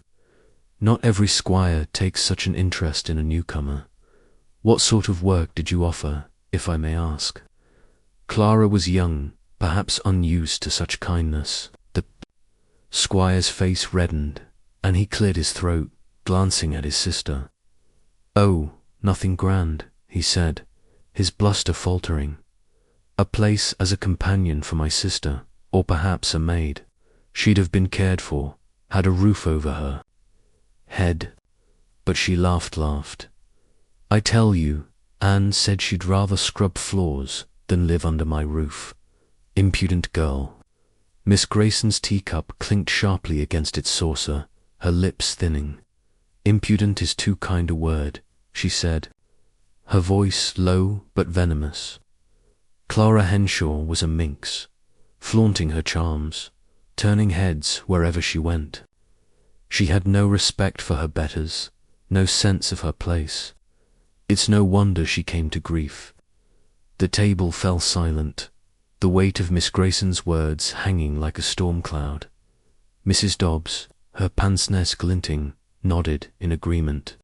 But Dr. Perry shifted uncomfortably, and Mr. Tuttle stared into his plate. Miss Marple, her expression one of mild surprise, leaned forward slightly. "You felt strongly about her, Miss Grayson," she said, her voice gentle. "It must have been distressing to see her disregard your brother's offer. Did you speak to her often, to guide her, perhaps?" Miss Grayson's eyes narrowed, but she could not resist the bait. "Speak to her, I tried, Miss Marple, but she was beyond guidance.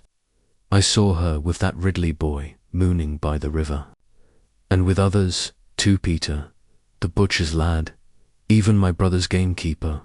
She was a danger to the village, stirring up passions she couldn't control. I told her so, once, by the church, but she only smiled, as if I were a fool." Miss Marple nodded, her face a mask of sympathy, though her mind was racing. "How trying," she said. "And yet you were near the river yourself, were you not, the night Clara died?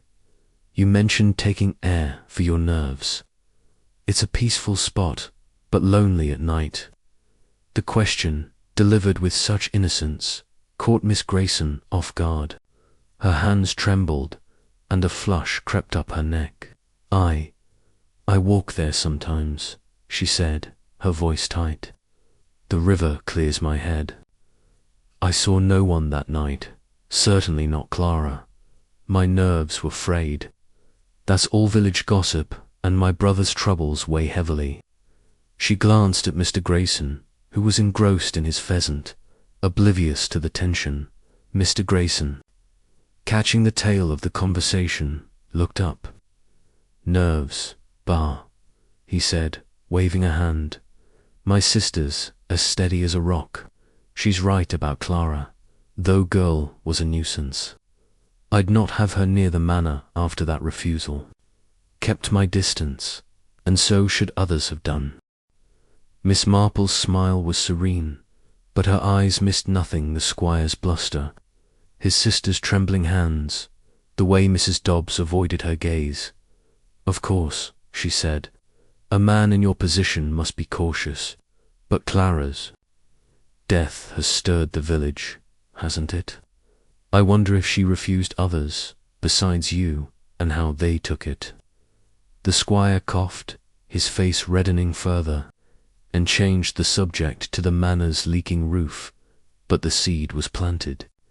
Miss Marple, taking small sips of her wine, observed the table, noting Mrs. Dobbs' pursed lips, Dr. Perry's thoughtful frown, Mr. Tuttle's silence.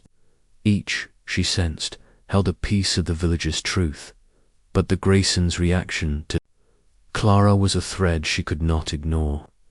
The squire's wounded pride, his sister's fierce protectiveness, they were motives, or the shadows of motives, and Miss Marple was determined to trace them to their source. After luncheon, as the guests drifted to the drawing-room for coffee, Miss Marple excused herself to wander the manor's gardens, her step slow but purposeful.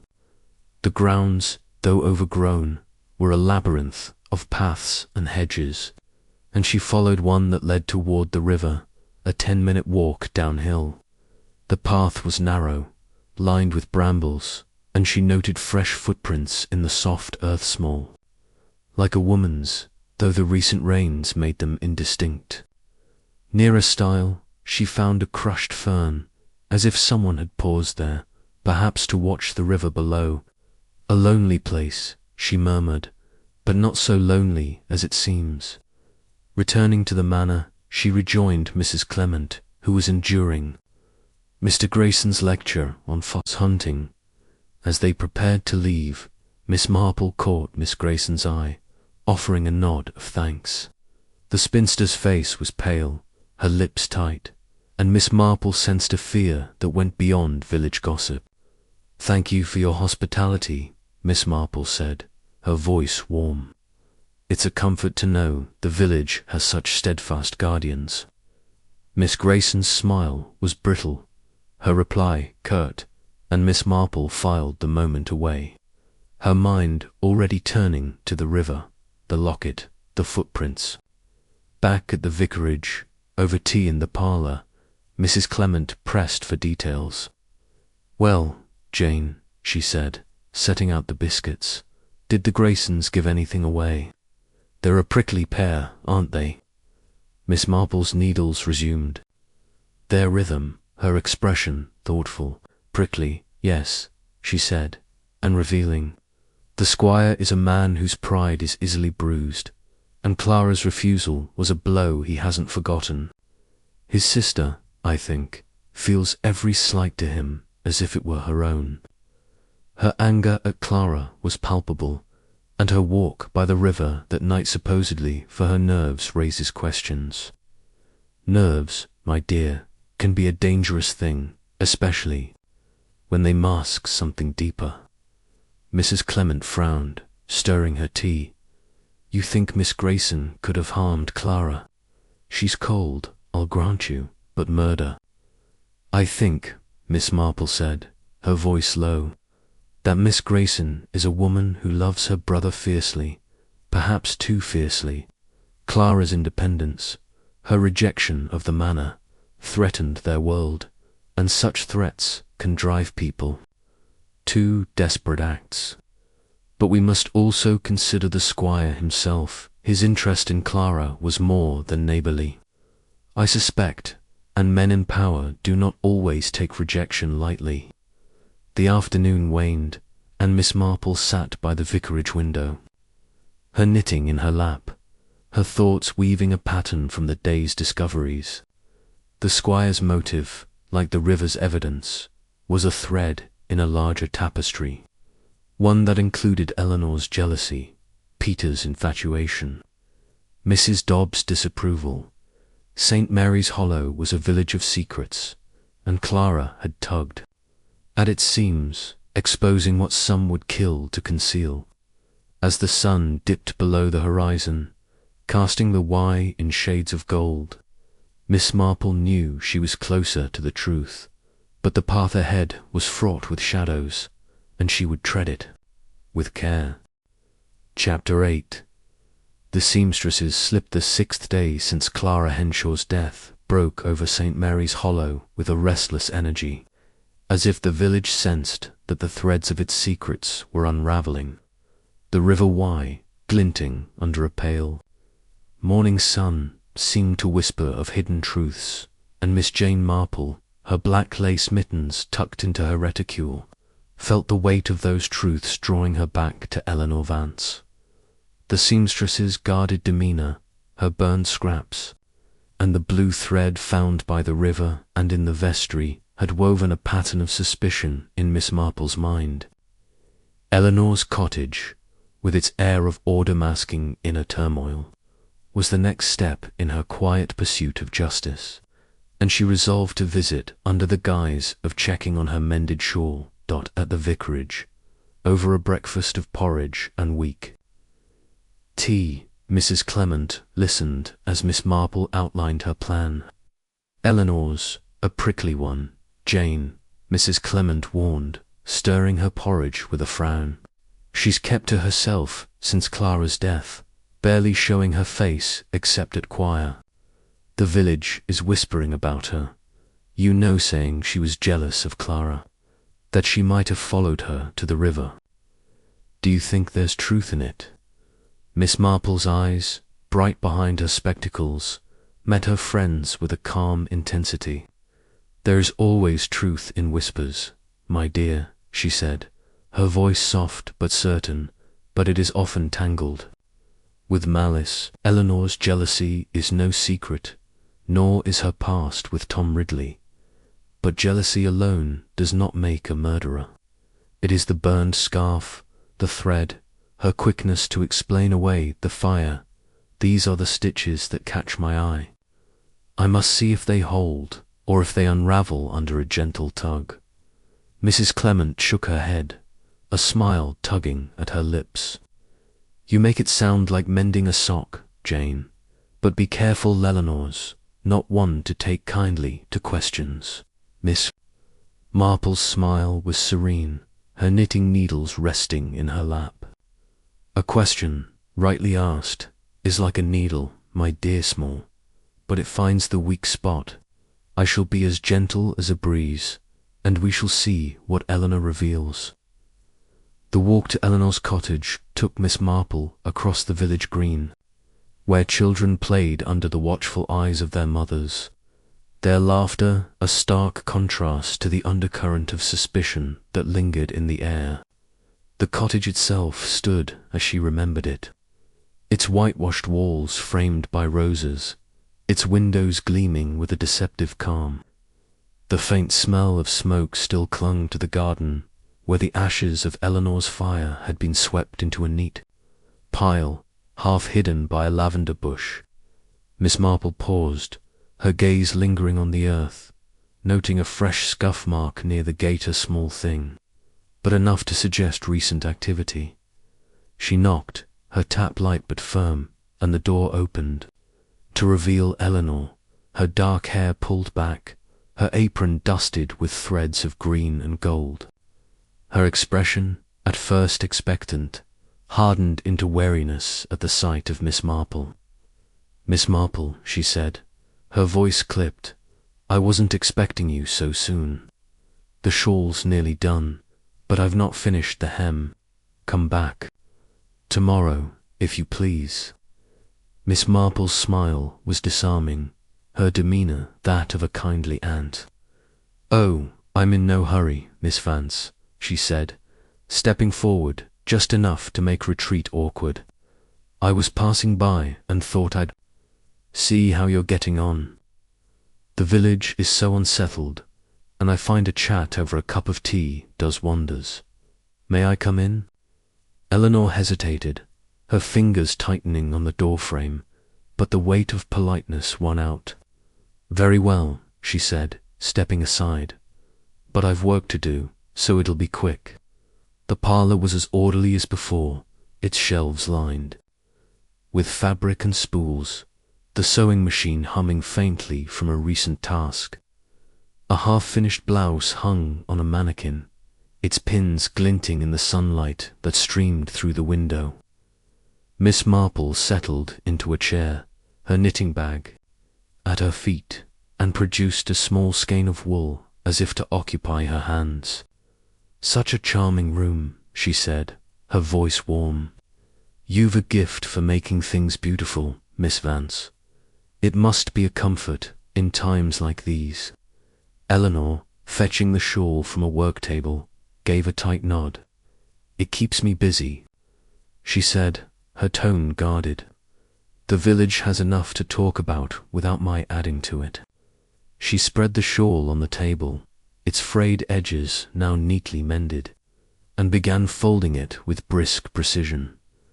Miss Marple's needles clicked softly, a rhythm that seemed to invite confidences.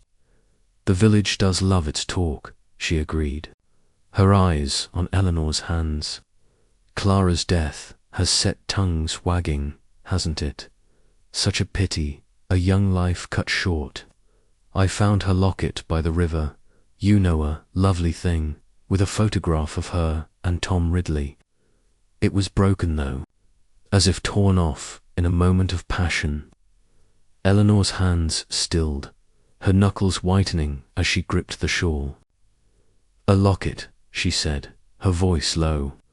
Clara was careless with her things. She probably dropped it, running about as she did. Her words were casual, but her eyes darted to the window, and Miss Marple noted the flicker of unease. Careless. Perhaps, Miss Marple said, her tone gentle but probing, but a locket is a cherished thing, worn close to the heart. To lose it To break it suggests more than a misstep. And the river is a curious place for it to end up, don't you think?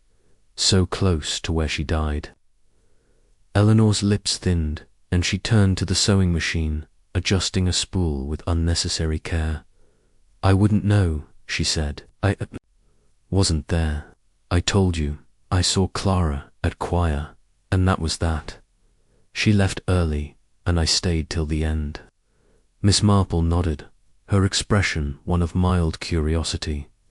Of course, she said. You were at choir, singing so beautifully. But the village does talk, doesn't it? They say you and Clara had words, not just about a shawl, but about Tom Ridley. It's natural, I suppose, for old feelings to linger. He was dear to you once, wasn't he? Eleanor's needle jabbed into the fabric, and she winced, sucking a bead of blood from her finger. Tom Ridley's nothing to me, she snapped, her voice sharp with suppressed emotion. He made his choice, and I've no use for him or his precious Clara. People can say what they like, I've done nothing wrong. Miss Marple's smile was sympathetic, her eyes never leaving Eleanor's face. People are cruel, aren't they? She said. They see a woman scorned and weave a tale of vengeance. But I wonder about that fire in your garden, Miss Vance. You said it was old scraps, but a neighbor saw something blue, like a scarf, among the flames. It's a small thing, but curious, don't you think? Eleanor's face paled, and for a moment her composure cracked, her eyes wide with something akin to fear. A scarf, she said, her voice barely above a whisper. It was nothing, just rags, odds and ends. I burn them all the time to clear the garden. Whoever said otherwise is lying. Her words tumbled out, too quick, too defensive, and Miss Marple's needles paused, the silence heavy with implication. Of course, Miss Marple said, her tone soothing. Gardens do need tending, and neighbors often see what they wish to see. But a blue scarf, like the one Clara wore, might stir questions, especially with that thread I found by the river, so like the one in the vestry. Threads, you know, have a way of leading somewhere. Eleanor's hands trembled, and she turned away, busying herself with a bolt of fabric. I don't know what you're implying, Miss Marple, she said, her voice tight. I had no quarrel. With Clara, not really. The shawl was a trifle, and I was over it. I stayed at choir, went home, and that's the end of it. You've no right to come here, poking about, making accusations. Miss Marple rose, her movements slow and deliberate, and gathered her knitting bag. Accusations, my dear, she said, her voice gentle but firm. I make none. I only ask questions, as any old lady might, trying to understand a tragedy. You've been most kind, and the shawl looks splendid. I'll call again tomorrow, if I may. She paused at the door, her eyes meeting Eleanor's with a quiet intensity. And do take care with those fires, Miss Vance. They can reveal more than they hide. As she stepped into the sunlight, Miss Marple's mind was alight with the seamstress's slipper quick denial, her trembling hands, the fear that flickered in her eyes. Eleanor's story held, but it was fraying at the edges, and the burned scarf, the blue thread, were loose ends that pointed to something more. Miss Marple resolved to speak with Molly, the postman's daughter, who had seen the fire, to confirm the details of that blue cloth. She found Molly near the duck pond, skipping stones with a group of children. Offering a peppermint, Miss Marple drew the girl aside with a smile. Molly, my dear, she said, you told me about Miss Vance's fire with that blue cloth. Can you remember anything more? It's a small thing, but it might help poor Clara's family. Molly's eyes widened, her voice eager. "Oh yes, miss," she said, sucking on the peppermint. "It was just after dark, 2 nights ago. I was coming back from the shop, and I saw the fire in Miss Vance's garden. There was a blue scarf, like the one Clara used to wear, all bunched up in the flames. It smelled funny, like wool and something sharp. I didn't think much of it then. But it was odd, her burning something so nice." Miss Marple patted the girl's hand, her smile warm but her mind racing. "You're a sharp one, Molly," she said. "Don't tell anyone else, mind. It's our little secret." She left the green, her step brisk despite the weight of her thoughts, and returned to the vicarage, where Mrs. Clement was arranging flowers in the parlour. "Well, Jane," Mrs. Clement said, looking up, "how was Eleanor? Did she mend your shawl or your suspicions?" Miss Marple settled into a chair, her knitting resuming its rhythm. "The shawl is mended," she said, "but Eleanor's story is not so tidy. She denies any deep quarrel with Clara, insists the fire was just scraps, but her fear betrays her. The blue scarf, the thread they point to her presence at the river or near it. She's hiding something, my dear, and it's more than jealousy." Mrs. Clement frowned, setting down her vase. "You think she followed Clara, maybe fought with her, but why burn a scarf?" "Guilt," Miss Marple said, her voice low, "is a poor seamstress. It leaves loose threads, and Eleanor's are showing. The scarf may have been stained with mud, or worsened, burning. It was her attempt to erase her tracks. But we must be careful. Eleanor is not the only shadow in this village. The squire's pride, his sister's fury, Peter's infatuation, they all weave into the pattern." As evening fell, Miss Marple sat by the vicarage fire, her knitting in her lap, her thoughts turning to St. Mary Mead, where similar dramas had unfolded secrets buried in haste, truths unearthed by patience. St. Mary's Hollow was no different. Its secrets stitched into the fabric of daily life. Eleanor's slip was a clue, but not the whole story. And Miss Marple knew she must keep pulling at the threads, gently but relentlessly, until the tapestry of Clara's death lay bare. Chapter 9.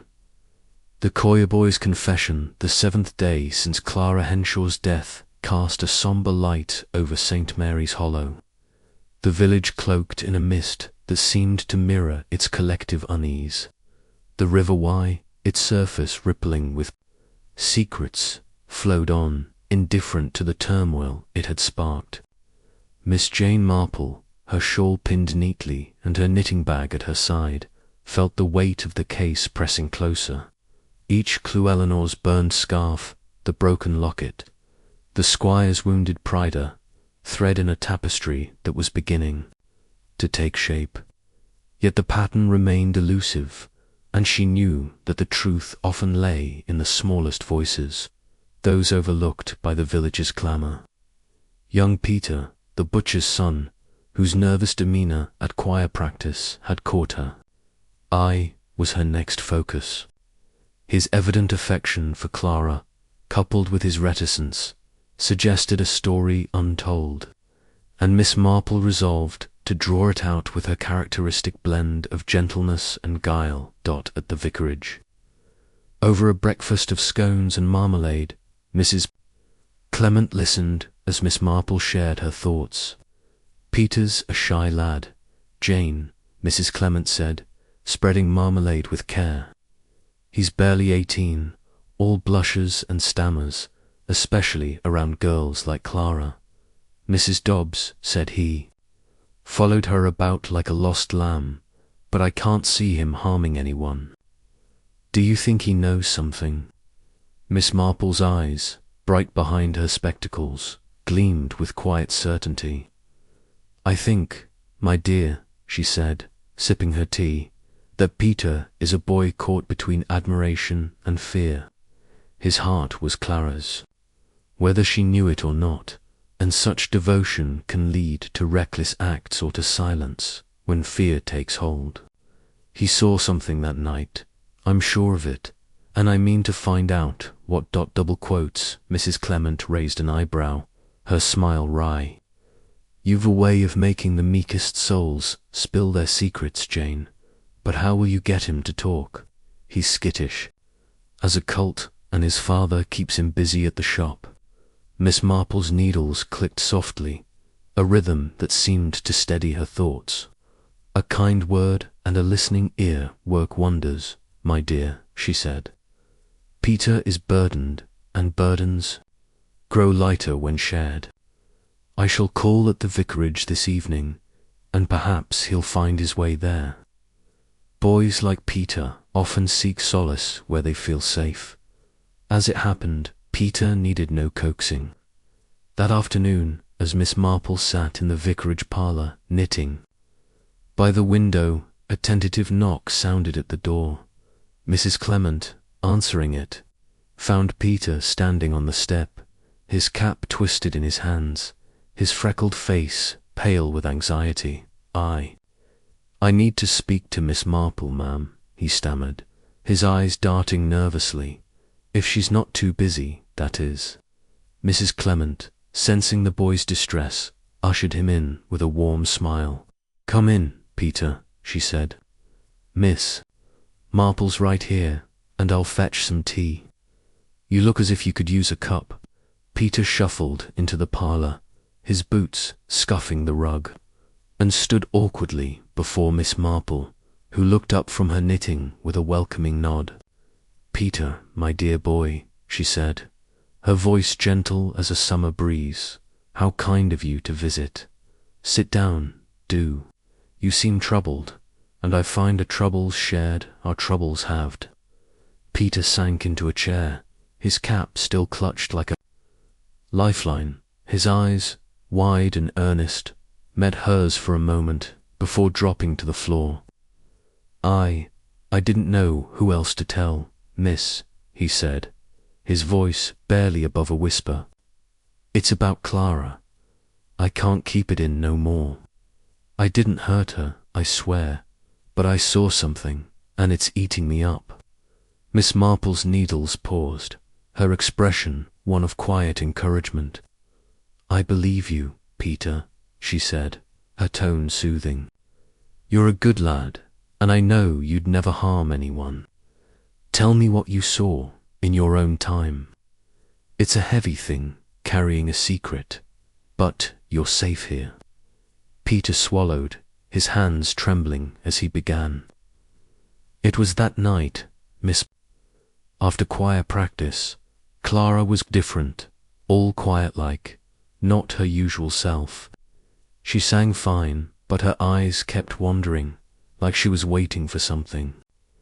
When practice ended, I saw her go to the vestry, quick as you please, and I followed her. His face flushed, and he looked down, ashamed. I know I shouldn't have, but I couldn't help it.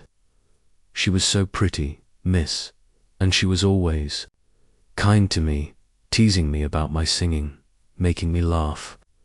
I thought I might tell her how I felt, even if she laughed. Miss Marple nodded, her eyes soft with understanding. Young hearts are bold, Peter, she said. There's no shame in that. What happened in the vestry? Peter's voice dropped lower, his words halting. I didn't go in, Miss. I just peeked through the crack in the door. Clara was there, talking to someone, a woman, I think, though it was dark and I couldn't see clear. They were whispering, sharp-like, as if they was angry. I heard Clara say something about leaving it be, and the other voice said, You've gone too far. Then Clara laughed, but it wasn't her happy laugh, was bitter, like she was scared but wouldn't show it. I got frightened then, miss, and I ran off, back to the shop. I didn't see who it was, I swear. Miss Marple's mind raced, though her expression remained calm. A woman, she said softly, as if to herself. How interesting. And you're sure it was a woman's voice, Peter? Not Tom Ridley, or another man? Peter shook his head, his eyes wide. No, miss, it wasn't Tom. I'd know his voice anywhere. It was higher, like a woman's, though I couldn't catch the words clear. I wanted to stay, to make sure Clara was all right, but I was scared, and my PA was expecting me. I thought she'd be fine, she was always so strong, so sure. But then, the next morning, his voice broke, and he buried his face in his hands, his shoulders shaking. Miss Marple leaned forward, her hand resting lightly on his arm. There, Peter, she said, her voice a balm. You did what you thought was right, and you're helping now, by telling me. You saw Clara leave the vestry, then? Or did you go straight home? Peter wiped his eyes, his voice steadier. I saw her leave, miss, from the churchyard. She came out alone, heading toward the river path, the one that goes by the willows. I thought she was going home, but she was walking fast, like she was upset. I didn't follow her, I couldn't. Not with Pa waiting, but I wish I had, miss. Maybe I could have stopped it. Miss Marple's eyes narrowed, though her smile was kind. You mustn't blame yourself, Peter, she said. The truth is like a river, it finds its way, no matter how we try to steer it. You've given me something precious, something that helps Clara. Can you remember anything else about that voice, or what they said? Peter frowned, his brow creasing with effort. It's hard, miss, he said. It was so quick, and I was nervous. But the woman, she sounded proper, not like Clara's soft way of talking. It was sharp, like Mrs. Dobbs when she's cross, or maybe Miss Grayson, though I can't be sure. I'm sorry, miss, I wish I knew more. Miss Marple patted his hand, her touch reassuring. You've done splendidly, Peter, she said, more than you know. Now, you go home and rest, and don't speak of this to anyone, not even your father. It's our little secret, for Clara's sake. Peter nodded, his face a mix of relief and lingering guilt, and left the vicarage, his cap still twisted in his hands. Mrs. Clement, who had returned with the tea tray, set it down and looked at Miss Marple with wide eyes. Jane, she said, that was extraordinary. A woman in the vestry, arguing with Clara. It could be Eleanor, or Mrs. Dobbs, or even Miss Grayson. What do you make of it? Miss Marple's needles resumed their rhythm, her expression thoughtful. I make of it a new thread, my dear, she said, and a vital one. Peter's confession places a woman with Clara moments before she went to the river. The argument, leaving it be, you've gone too far, suggests a confrontation. Perhaps over something Clara knew, or did, that threatened someone's peace. Eleanor's jealousy fits, but so does Mrs. Dobbs' rigidity, or Miss Grayson. Fierce loyalty to her brother. We must tread carefully, for we are close to a truth that someone wishes to keep buried. Mrs. Clement poured the tea, her hand steady but her voice tinged with unease. But who, Jane? Eleanor's burned scarf, Miss Grayson's anger, they both point to guilt. But Peter's story could fit either, or someone else entirely. And what was Clara involved in to spark such a row? Miss Marple sipped her tea, her eyes distant. Clara was a spark, my dear, she said. She lit up the village, but sparks can start fires. Her independence, her charm, her refusal to bend, they stirred passions, and passions breed secrets. The woman in the vestry may have been protecting something, a reputation, a love, a lie, We must look closer at the choir, the manor, the river path. Peter's courage has given us a map, and we shall follow it. That evening, Miss Marple walked to the church, her steps slow but purposeful, to revisit the vestry where Peter had overheard the argument. The church was empty, its silence profound, the air cool and scented with wax. The vestry, with its clutter of robes and sheet music, seemed smaller in the fading light, its narrow window casting long shadows across the floor. Miss Marple stood where Peter had stood, her eyes tracing the crack in the door, imagining Clara's silhouette against the dim glow of a candle. A whispered row, she murmured, and a bitter laugh. "What did you know, Clara, that cost you your life?" She examined the floor, noting a faint scuff mark near the chair, as if someone had shifted it in haste. The blue thread she had found before was gone, likely swept away by the verger, but its memory lingered, linking the vestry to the river, to Eleanor's garden fire.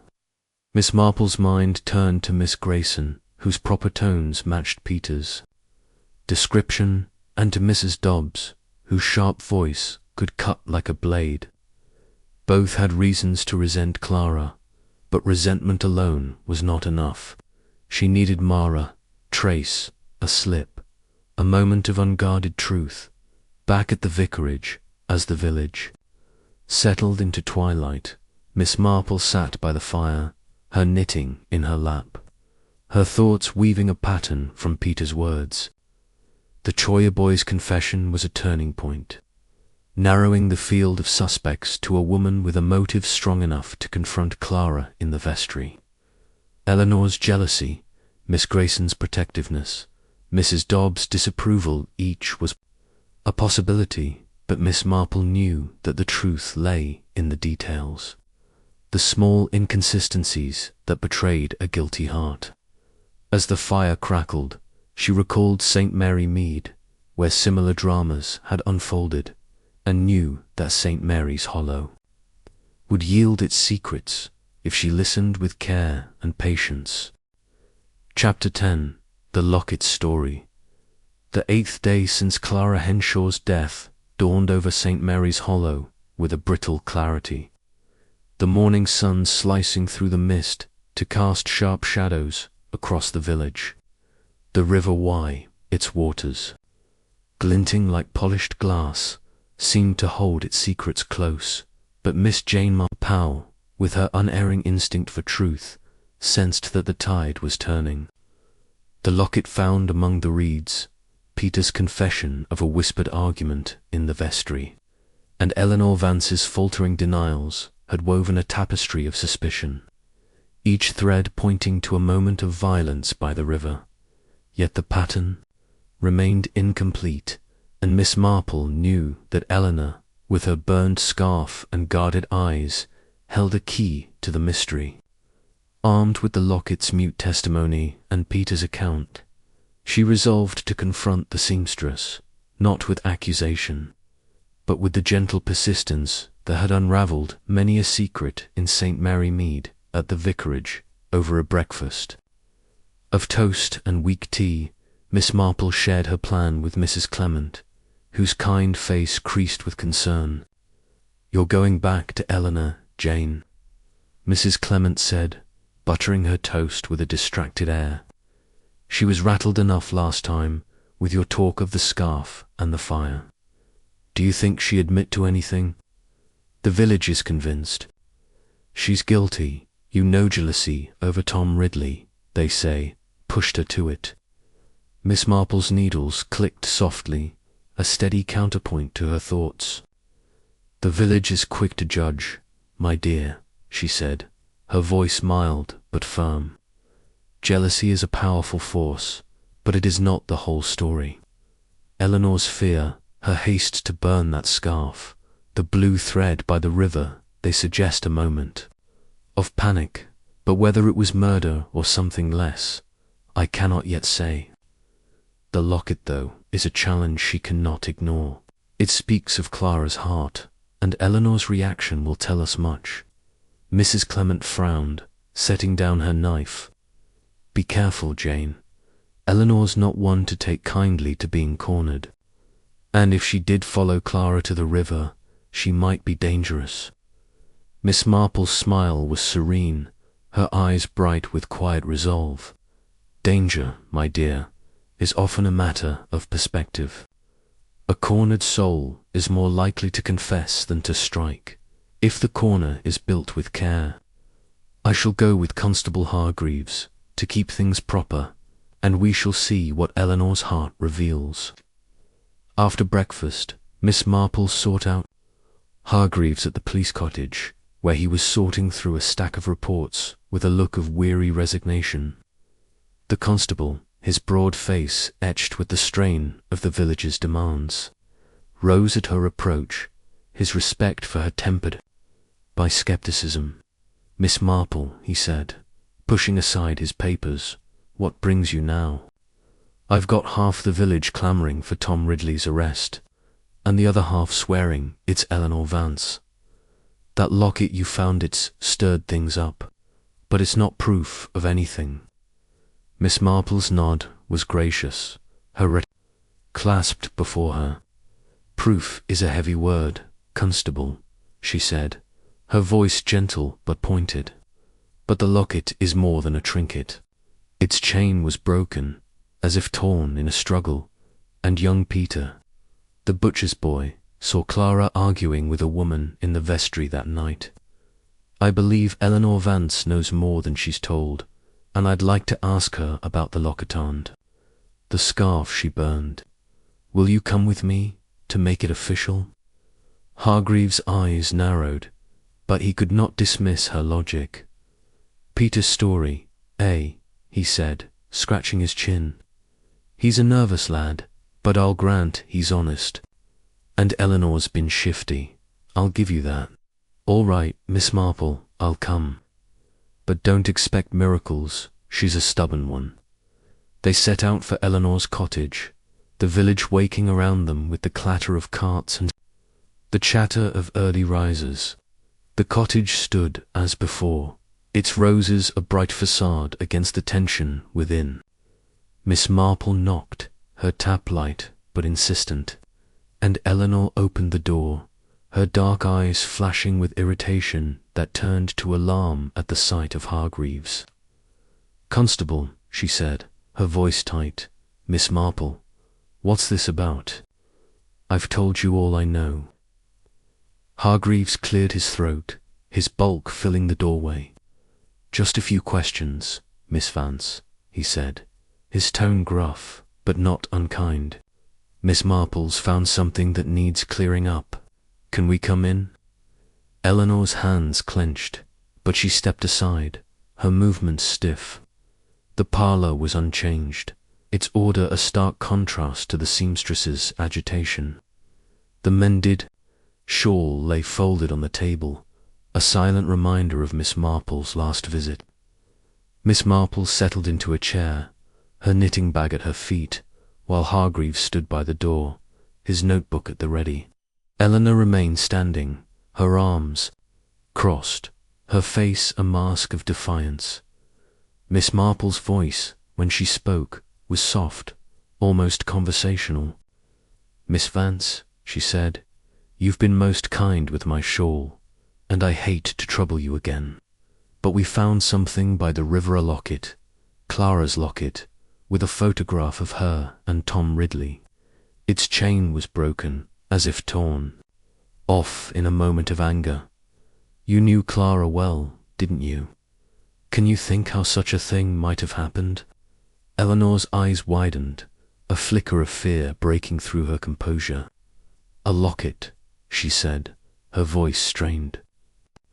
Told you, Clara was careless. She probably lost it, running about at night. I don't know anything about it. Her words were firm, but her hands trembled, and she turned to adjust a spool of thread, avoiding Miss Marple's gaze. Hargreaves, sensing her unease, stepped forward. Now, Miss Vance, he said, you were at choir with Clara that night. And you've admitted to a row with her before, over a shawl. Young Peter says he saw Clara arguing with a woman in the vestry just before she left for the river. Was that you, eh? Did you follow her, maybe have words by the way? Eleanor's face paled, and she gripped the table's edge, her knuckles white. Peter's mistaken, she snapped. I stayed at choir till the end, like I said. I didn't see Clara after she left, and I didn't go to the river. You've no right to accuse me with nothing but a boy's fancy and a bit of jewelry. Miss Marple's smile was gentle, her eyes never leaving Eleanor's face. No one's accusing, my dear, she said, her tone soothing. But the locket tells a story, doesn't it?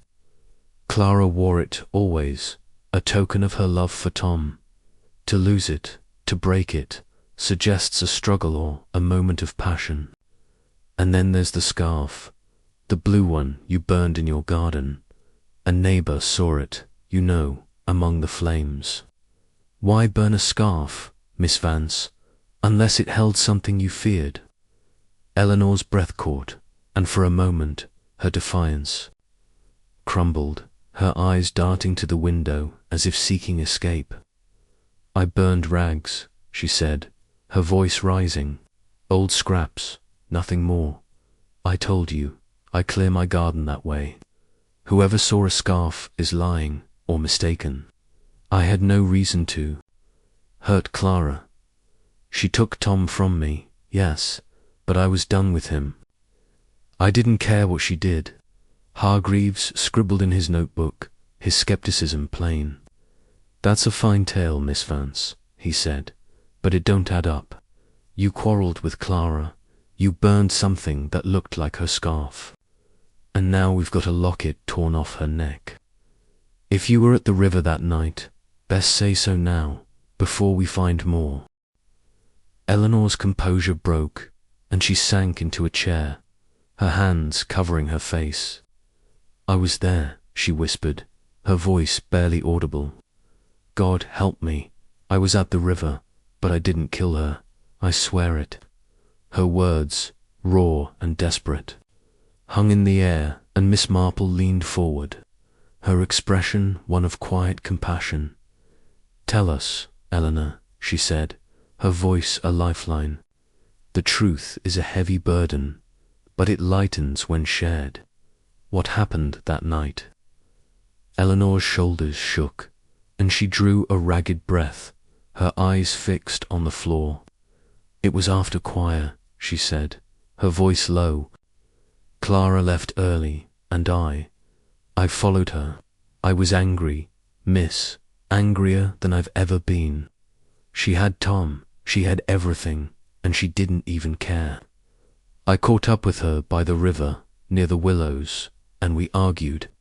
I told her she'd ruined everything, that she didn't deserve him.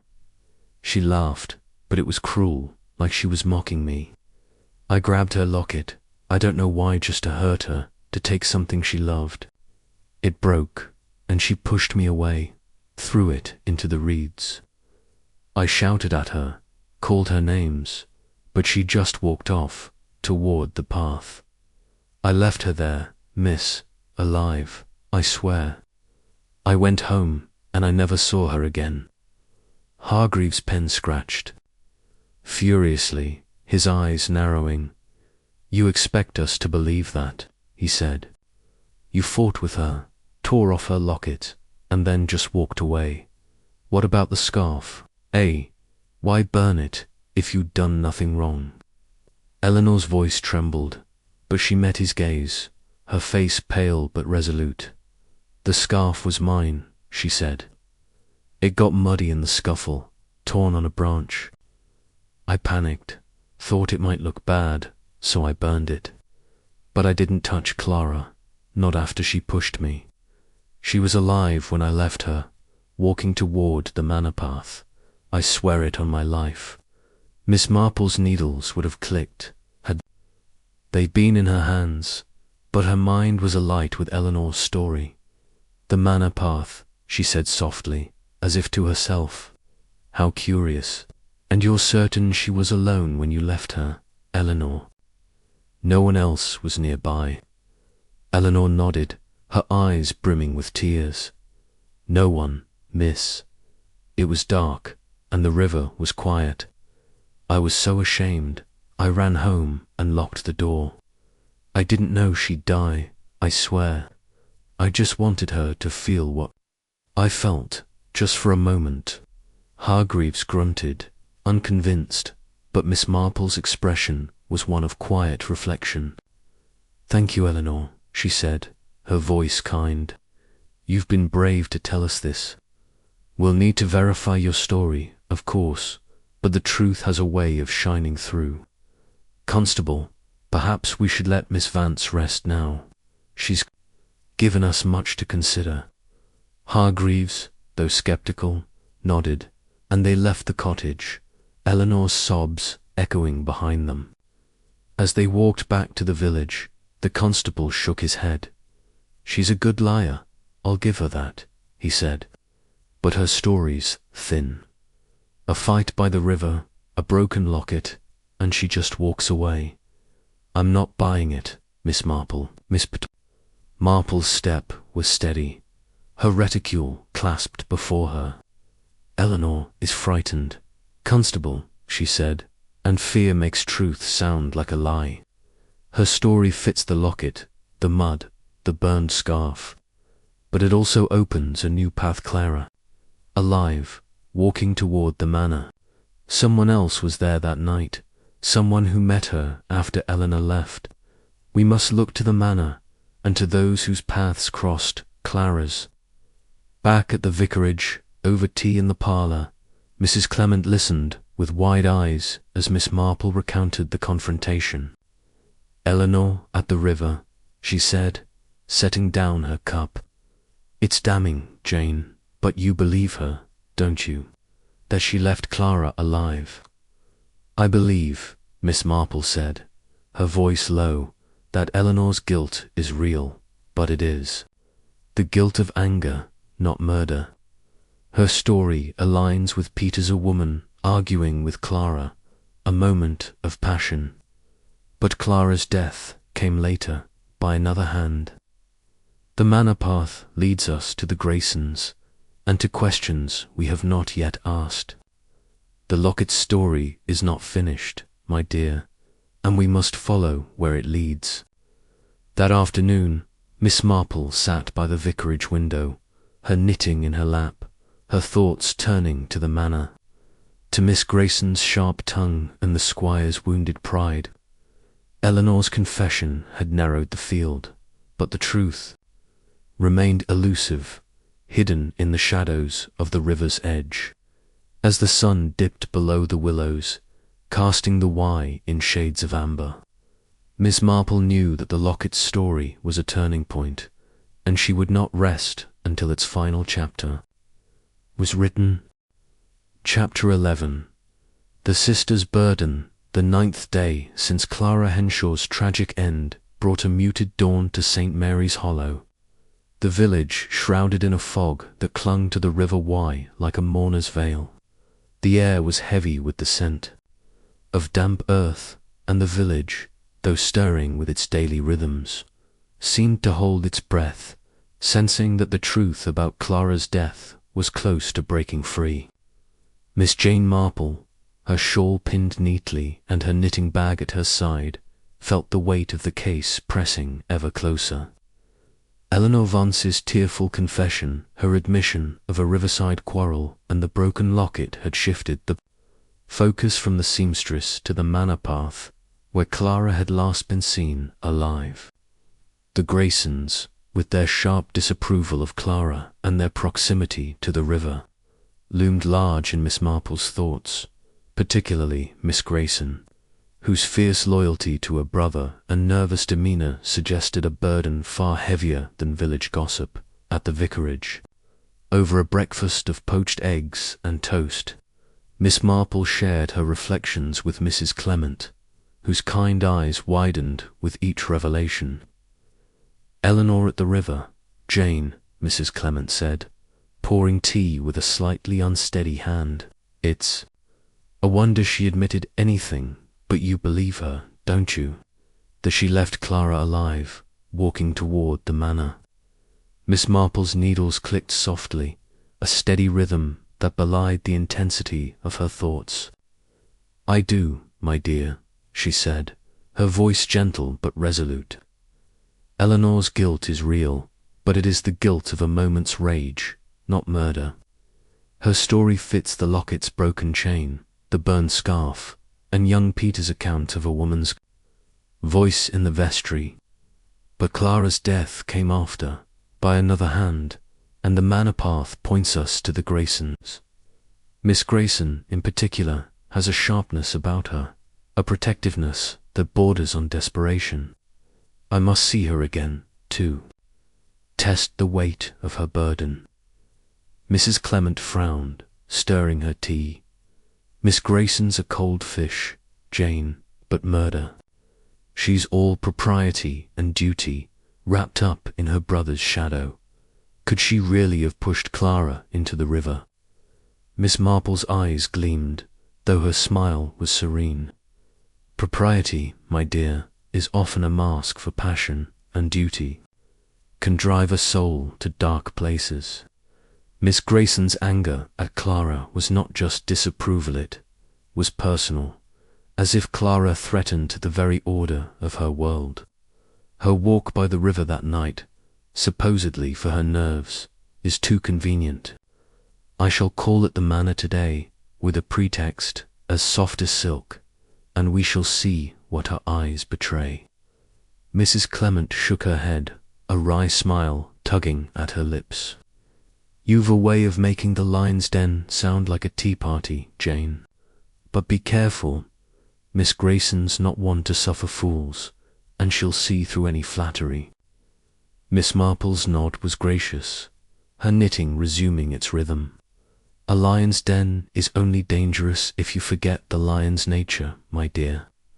Miss Grayson is fierce, but she is also afraid, and fear is a crack through which truth slips.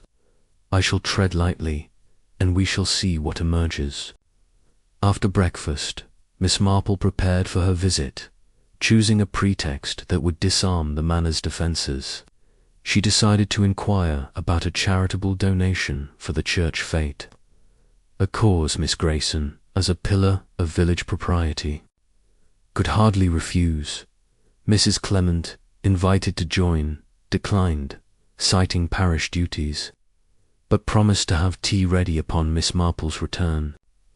I'll want every detail, Jane, she said, her eyes sparkling with anticipation. The manor house, its stone facade softened by the morning fog, stood as a sentinel over St. Mary's Hollow, its grandeur a reminder of the Graysons' influence.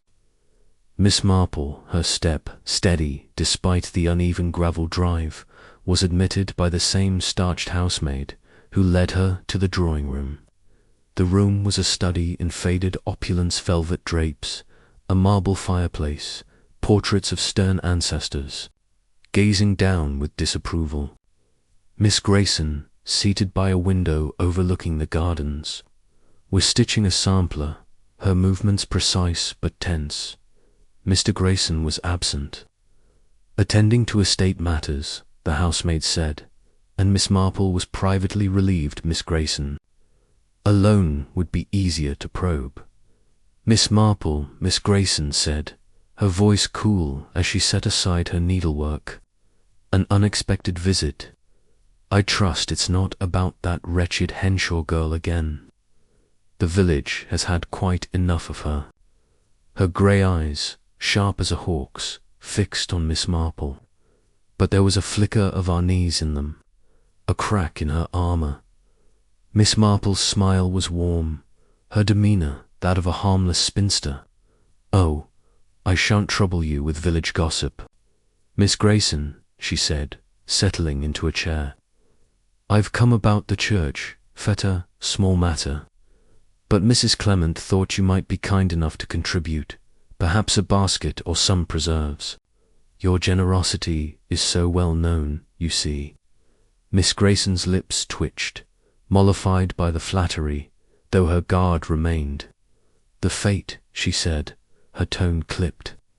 "Very well, I'll see to it. But surely you didn't walk all this way for that alone, Miss Marple. You've a reputation for meddling, I hear, and Clara's death seems to have caught your fancy." Miss Marple's needles would have clicked had they been in her hands, but her voice was soft, almost confiding. "Meddling is a harsh word. Miss Grayson," she said, "I only listen, and sometimes people tell me more than they mean to. Clara's death is a tragedy, and the village is restless. I found her locket, you know, by the river, its chain broken, as if torn off in anger. And Eleanor Vance has admitted to a quarrel with her that night by the willows. Clara was last seen walking toward the manor path, alive but upset. It's curious, don't you think, how paths converge?" Miss Grayson's hands froze, the sampler slipping to her lap.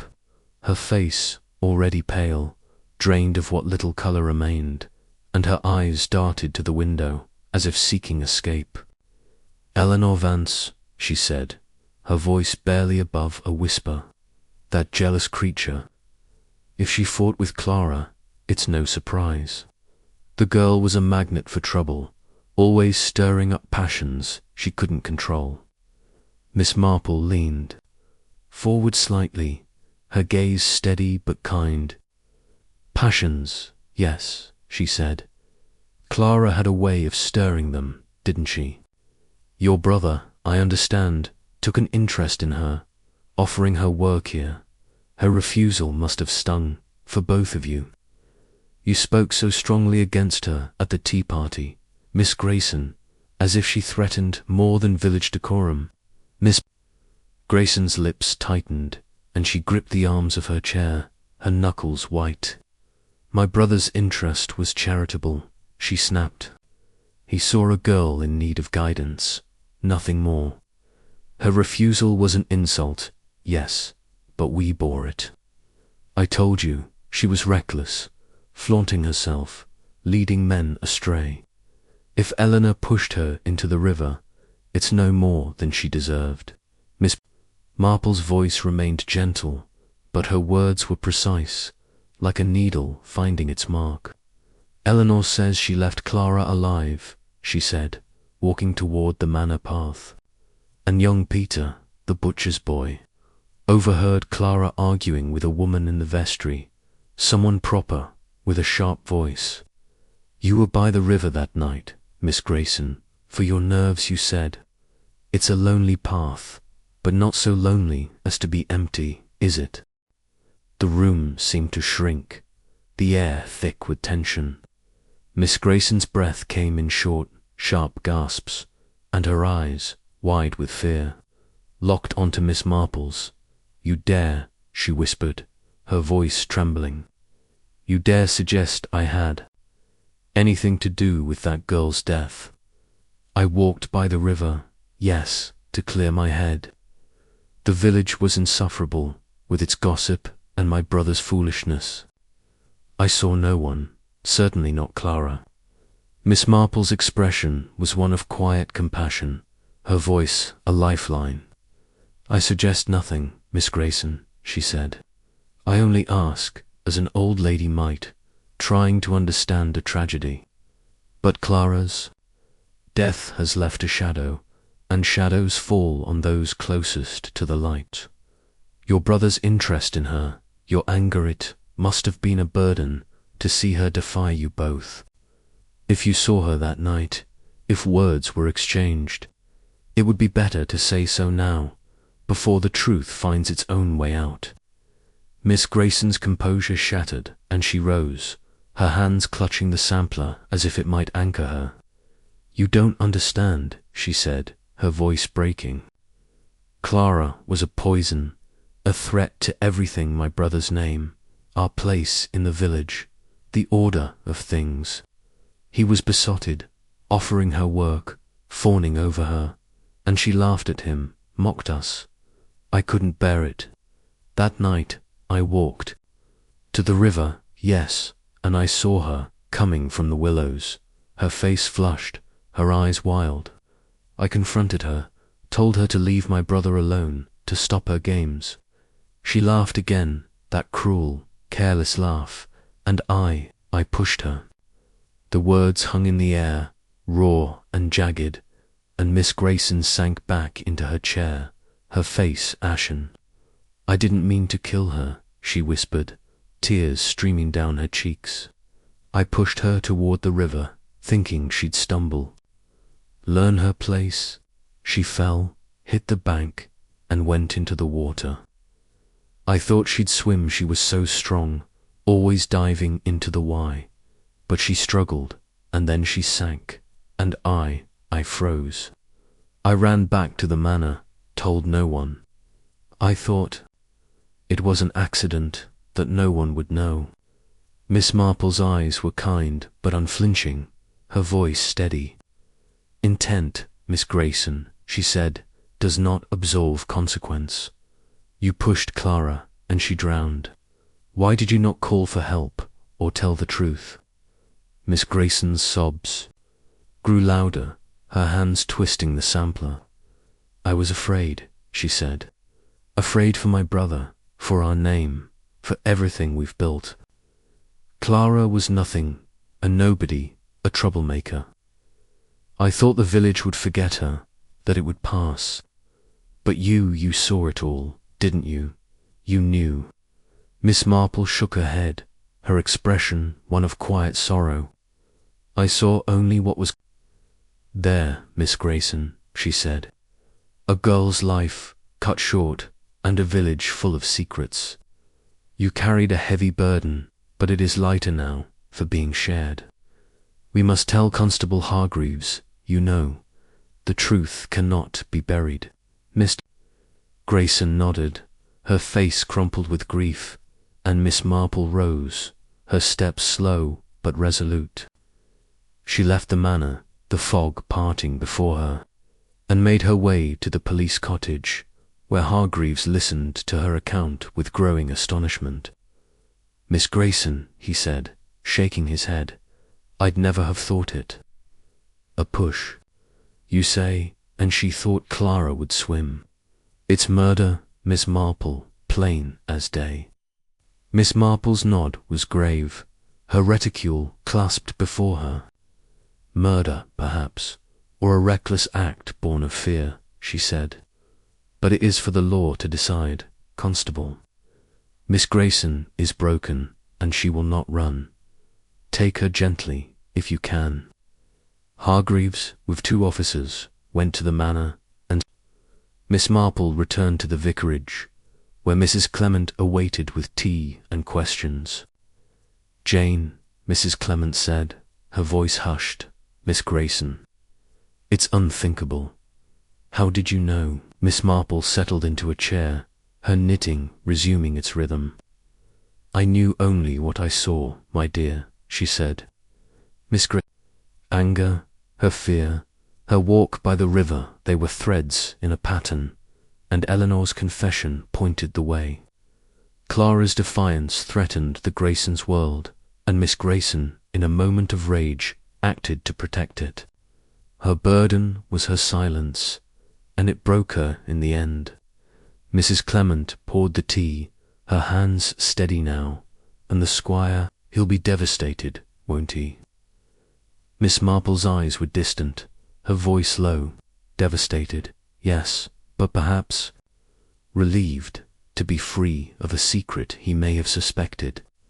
The manor will carry its own burden now, but the village will heal in time.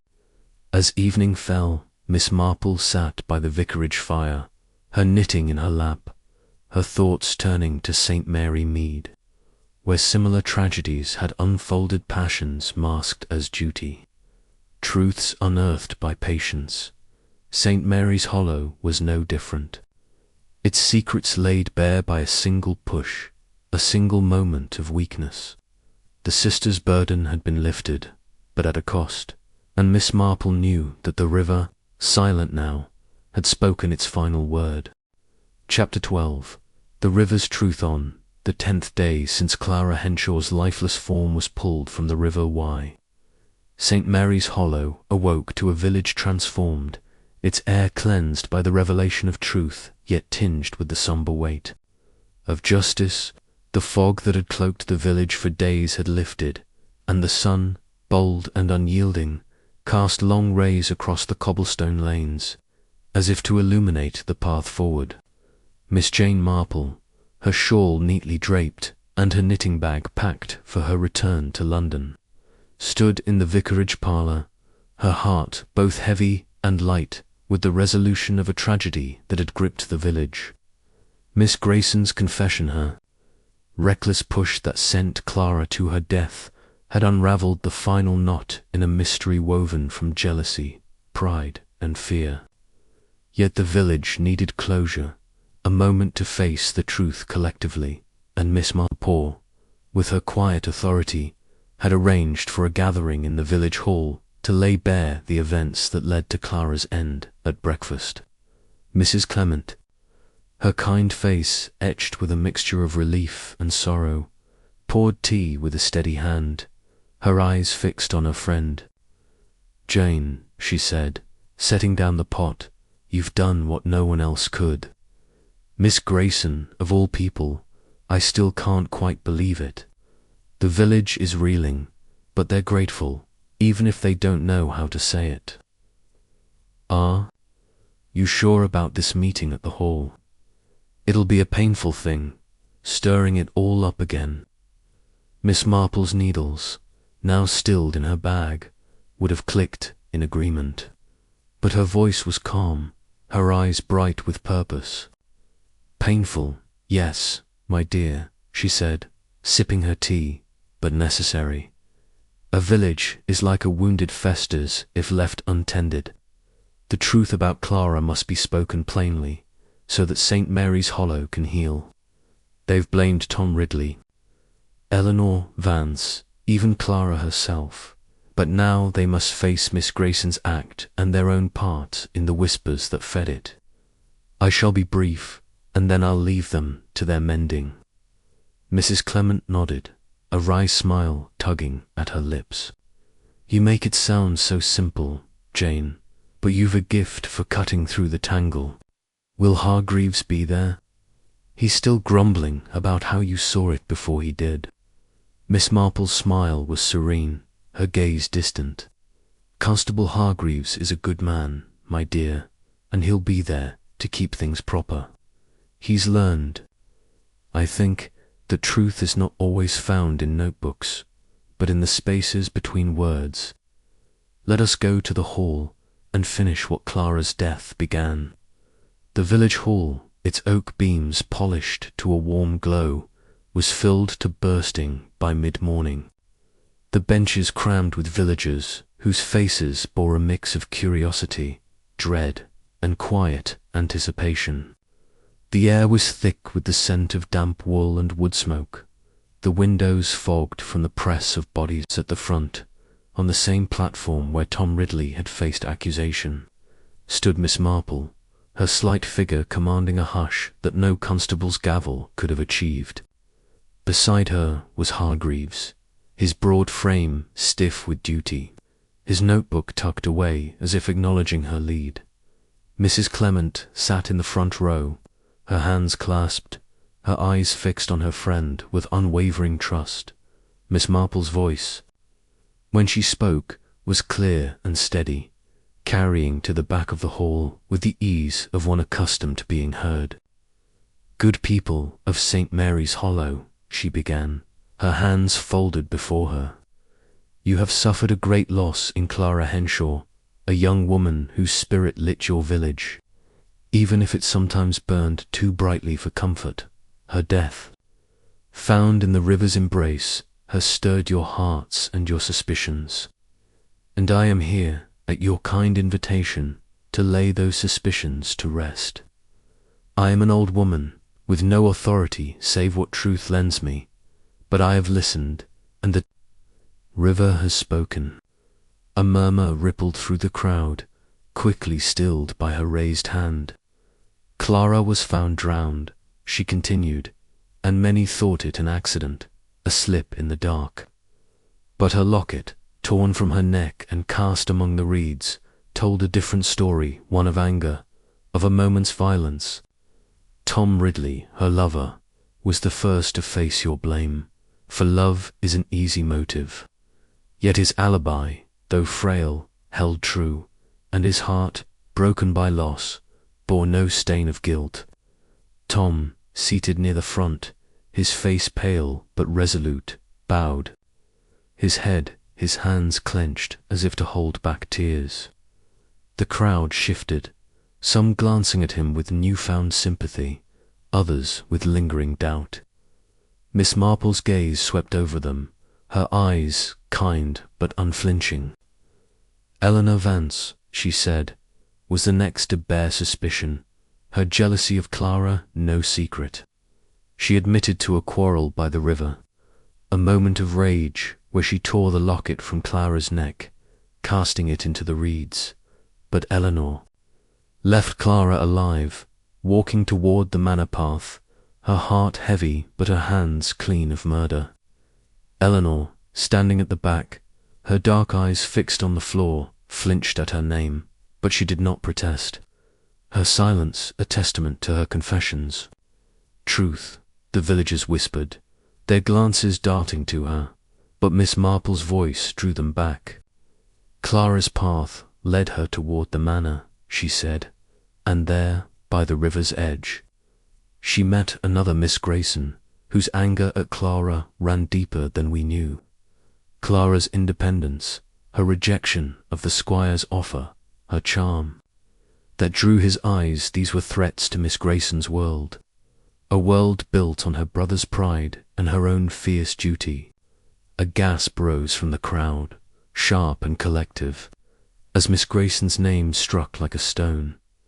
Mr. Grayson, seated near the platform, his florid face drained of colour, gripped his cane, his eyes wide with shock.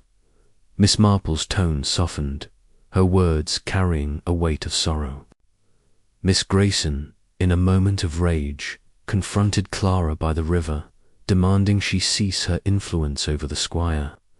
Words turned to action, and in a reckless push, Clara fell into the water, striking the bank and sinking beneath the current. Miss Grayson, believing Clara would swim, fled in panic, her silence a burden she could not bear. She confessed yesterday, broken by the weight of her act, and is now in custody, awaiting justice. The hall fell silent, the air thick with the shock of truth. Mr. Grayson rose, his voice trembling with a mix of grief and disbelief. "My sister," he said, his words halting, she meant no harm. She was protecting me, our name. Clara she was too much for us, too wild. I never thought it would come to this." He sank back, his face in his hands, and the crowd's murmurs grew. A tide of pity and condemnation. Hargreaves stepped forward, his voice gruff but steady. "Miss Grayson's in our care," he said, "and the law will take its course. Miss Marple's seen what we missed, and I'm grateful, as you should be. Let this be an end to the gossip, and a start to making things right." Miss Marple's gaze swept the hall, her expression one of quiet resolve. "The river has spoken its truth," she said, "but you, too, have a part in it. Clara was your neighbour, your friend, your choir's voice. You judged her for her spirit, her laughter, her refusal to bend, and your whispers fed the anger that ended her life. Let her death teach you kindness, for truth, like water, cannot be held back forever." The crowd was silent, their faces a mosaic of shame, relief, and resolve. Tom Ridley stood, his eyes wet but his voice firm. "Thank you, Miss Marple," he said, his words raw with emotion. "You gave Clara back to me, cleared my name. I'll not forget her or what you've done." Miss Marple's nod was gentle, her eyes warm with understanding. "Keep her in your heart Tom," she said, "and live well, for her sake." She stepped down from the platform, her slight figure moving through the crowd with a grace that belied her years. And the villagers parted before her, their whispers now of gratitude rather than suspicion. Back at the vicarage, as she packed her knitting bag for the train, Mrs. Clement poured a final cup of tea, her eyes misty. "Jane," she said, "you've worked a miracle. The village will never be the same, but it's better for it. How do you do it, seeing what no one else can?" Miss Marple's smile was serene, her hands folding her shawl with care. "I see only what is there, my dear," she said, "and people are much the same, whether in St. Mary Mead or St. Mary's Hollow. They love, they fear, they hide, but their hearts betray them, in a glance, a word, a moment's slip. Clara's heart was in that locket, and it led me to the truth, as hearts always do." Mrs. Clement shook her head, her smile fond. "And Miss Grayson, what will become of her?" Miss Marple's gaze was distant, her voice low. "Justice will decide, my dear," she said. "Her burden was her brother's pride, and she carried it too far. The squire will bear his own shame, but he'll endure, as men like him do. The village, though it will mend, if it learns from Clara's light." As the train's whistle sounded in the distance, Miss Marple stood by the vicarage gate, her eyes on the River Wye, its surface calm and unbroken. "The truth," she murmured to Mrs. Clement, who walked her to the station, "is like water. It finds its way, no matter the obstacles, and it cleanses what it touches." With a final nod, she boarded the train, her knitting bag in hand, ready for whatever mystery awaited next, her heart as steady as the river's flow at the station. A small crowd had gathered Tom Ridley, Mrs. Dobbs, even young Peter, their faces a testament to the change she had wrought. They waved as the train pulled away, and Miss Marple, peering through the window, raised a hand in farewell. Her smile a beacon of quiet triumph. St. Mary's Hollow would carry its scars, but it would also carry Clara's memory, and in that, Miss Marple found her peace. The train chugged through the countryside, the Wye fading into the distance, and Miss Marple opened her knitting bag, her needles resuming their rhythm. She thought of St. Mary Mead, of her garden and her neighbours, and of the human heart, so frail yet so resilient. Clara's story was ended, but others waited, and Miss Marple, with her patience and her piercing gaze, would be ready to meet them, wherever the river of truth might lead.